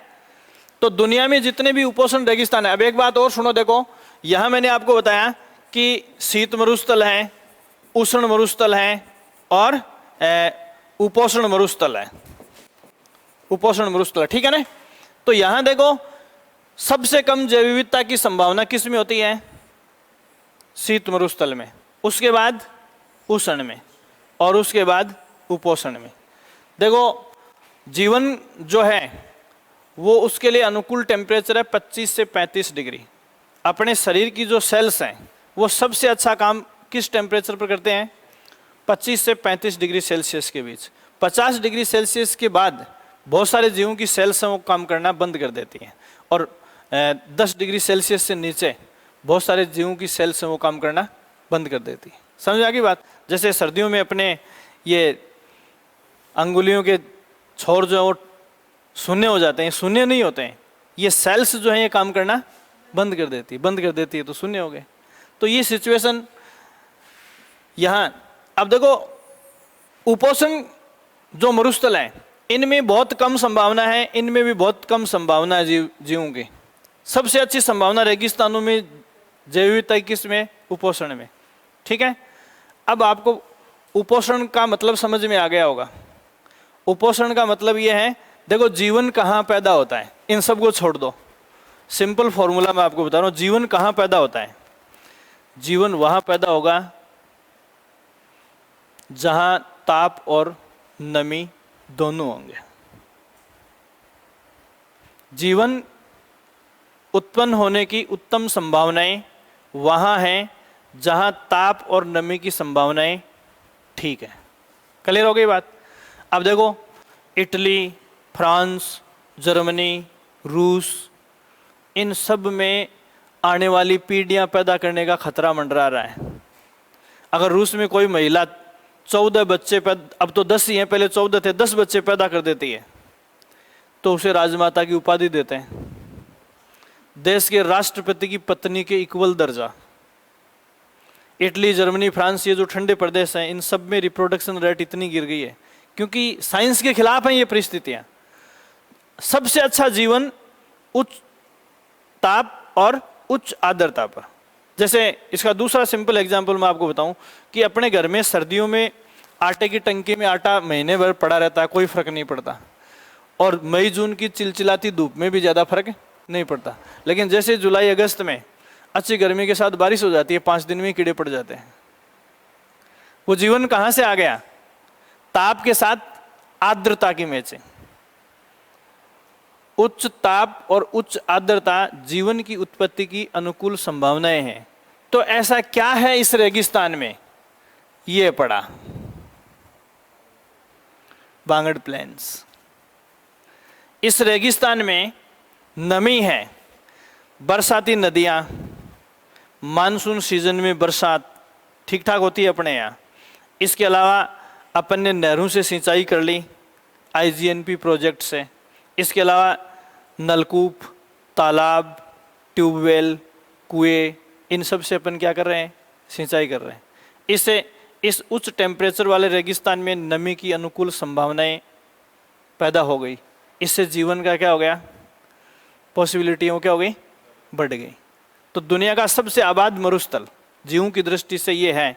तो इसके पीछे टेम्परेचर तो देखो, इनमें इससे अपने से भी ज़्यादा है। मैंने अभी सहारा का नाम बताया, लेकिन सहारा जीवन के लिए बहुत टिपिकल रेगिस्तान है। और इसकी बात क्यों करते हो? संयुक्त राज्य अमेरिका में आप कैलिफोर्निया स्टेट पढ़ते हो, तो कैलिफोर्निया में जो सिलिकॉन वैली स्थान है उसको मौत की घाटी कहते हैं। अमेरिका और ऑस्ट्रेलिया दोनों भयंकर डेजर्ट हैं। अमेरिका के उस कैलिफोर्निया प्रांत में अपन जैसे लोग जिंदा नहीं रह सकते, इतनी भयंकर गर्मी है। तो वहां जैसे अमेरिका का जो है जनसंख्या घनत्व तो अपने जैसलमेर की तरह क्यों है? इसीलिए तो है। दक्षिणी अमेरिका महाद्वीप के बारे में तो ये कहा जाता है कि ये अमीरों का गरीब महाद्वीप है। अमीरों का या गरीबों का अमीर महाद्वीप है। मतलब दुनिया के सबसे ज्यादा संसाधन साउथ अमेरिका के भूगर्भ में है। फिर भी तो वहां की कंडीशंस जो हैं वो थोड़ी अलग टाइप की हैं। तो उत्तरी अमेरिका का जो दक्षिणी छोर है, उस छोर के ऊपर कैलिफोर्निया जो है वो गर्मी के हिसाब से मौत की घाटी मानी जाती है उसको। तो यहाँ देखो टेम्परेचर तो अमेरिका में भी अच्छा है, ऑस्ट्रेलिया में भी अच्छा है, यहाँ मैं आपको बता रहा हूँ सहारा में भी अच्छा है, लेकिन वहाँ साथ में क्या नहीं है? नमी नहीं है। और यहाँ नमी, ये बांगड़ प्लेन्स का मतलब अर्ध शुष्क प्रदेश। अर्ध शुष्क मतलब सूखा है लेकिन इसमें क्या है? नमी है, इसलिए जीवन की संभावनाएं हैं इसमें। तो अगला सेंटेंस आप इसमें लिखेंगे, उत्तरी पश्चिमी मरुस्थल, उत्तरी पश्चिमी मरुस्थल को बांगड़ प्रदेश के नाम से जाना जाता है। ऊपर डॉट वाला है, बागड़ मत लिख लेना। देखो बांगर और बांगर में कोई फर्क नहीं है। देखो इसको ऐसे लिख लो और चाहे इसको ऐसे लिख लो, कोई फर्क नहीं है। इस रैको और डैको अंग्रेजी आर ही लिखती है, एक ही चीज है। ये फर्क किसका है? इस ऊपर वाली बिंदी का।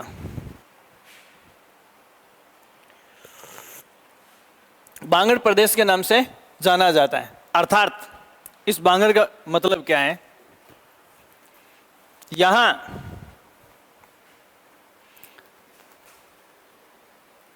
अंतःप्रवाही जल स्रोतों से अंतःप्रवाही जल स्रोतों से नमी बनी रहती है। नमी बनी रहती है।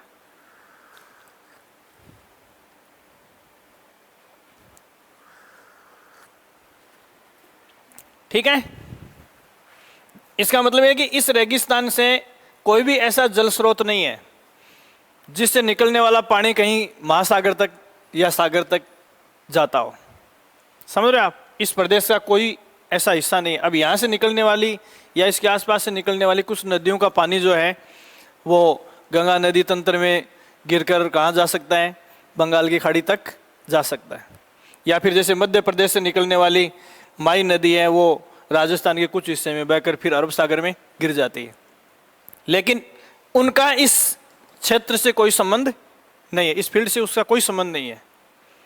ठीक है। अब अंतः प्रवाही जल स्रोत में मैंने आपको बता दिया, जैसे नहरें नदियां हैं तो वो अंदर ही रहेंगी, इसके अलावा कुएं, नलकूप, तालाब। समझ में आ गई बात? तो यहां इस अंतः प्रवाही जल स्रोत के साथ साथ कुछ नमी के स्रोत जो हैं उनके बारे में एग्जाम में पूछते हैं इस रेगिस्तान में।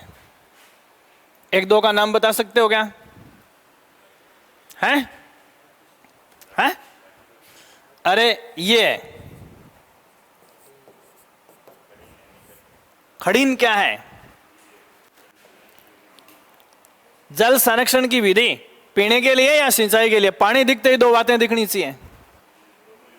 मैंने आपको बताया ना, फिर दो बातें, फिर दो बातें। हैं? वो जोक नहीं सुनाया था क्या बाबा जी वाला? है नहीं सुनाया? एक कोई बाबा जी थे तो बड़े प्रसिद्ध संत थे, बड़े खुश मिजाज थे, बहुत सारे चेले थे। अब मरने की घड़ी आई तो बाबा जी थोड़े टाइम पहले उदास हो गए, मौत दिख गई थी। तो चेले कुछ खास थे तो बोले यार बाबा जी कभी इतने उदास नहीं हुए, अपने को मृत्यु के सत्य के बारे में सिखाते हैं और मौत नजदीक आई तो खुद मायूस हो गए। कारण पूछते हैं तो चले गए। बोले बाबा जी आप मायूस लग रहे? बोलो नहीं रे यार मायूस नहीं हूँ।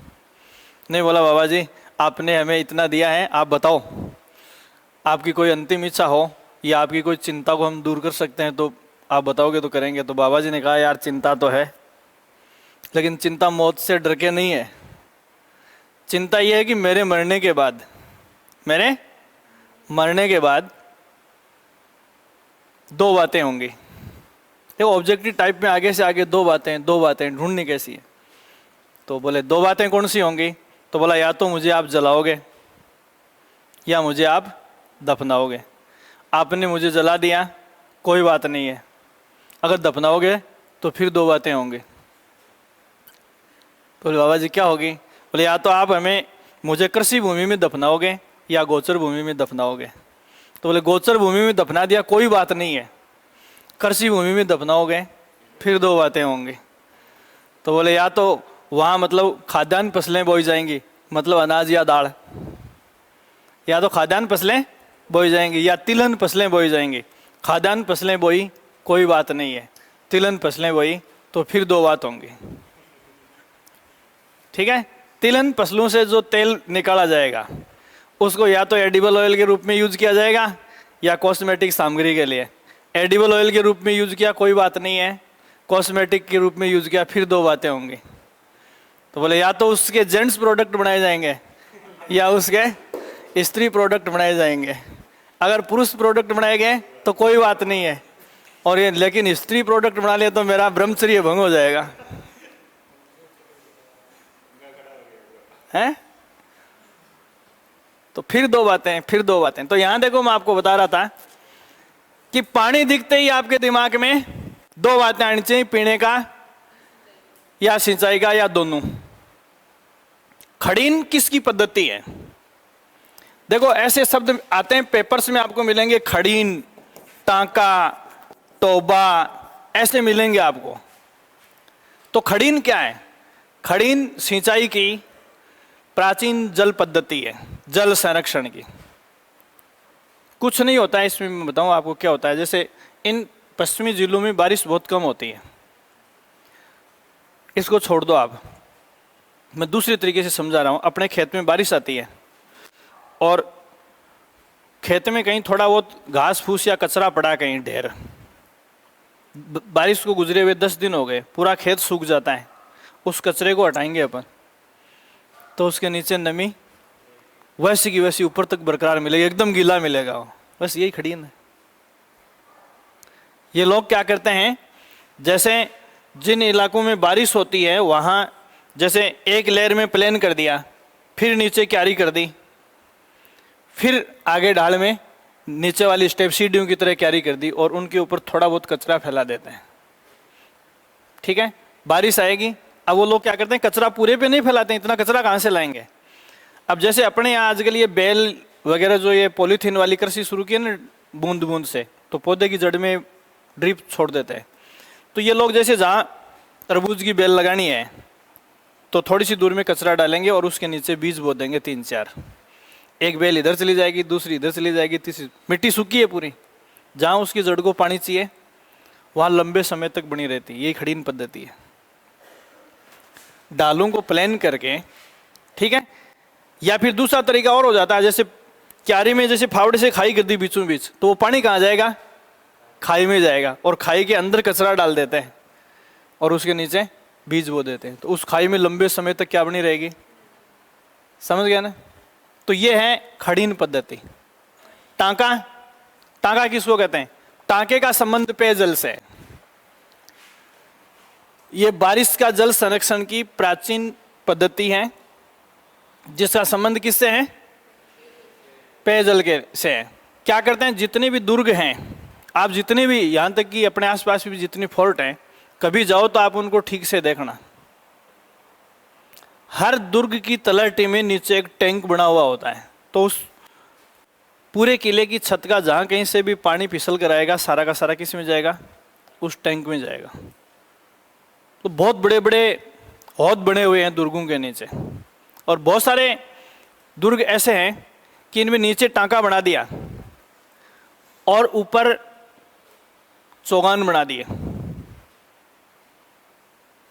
चौगान किसको कहते हैं, स्टेडियम को कहते हैं।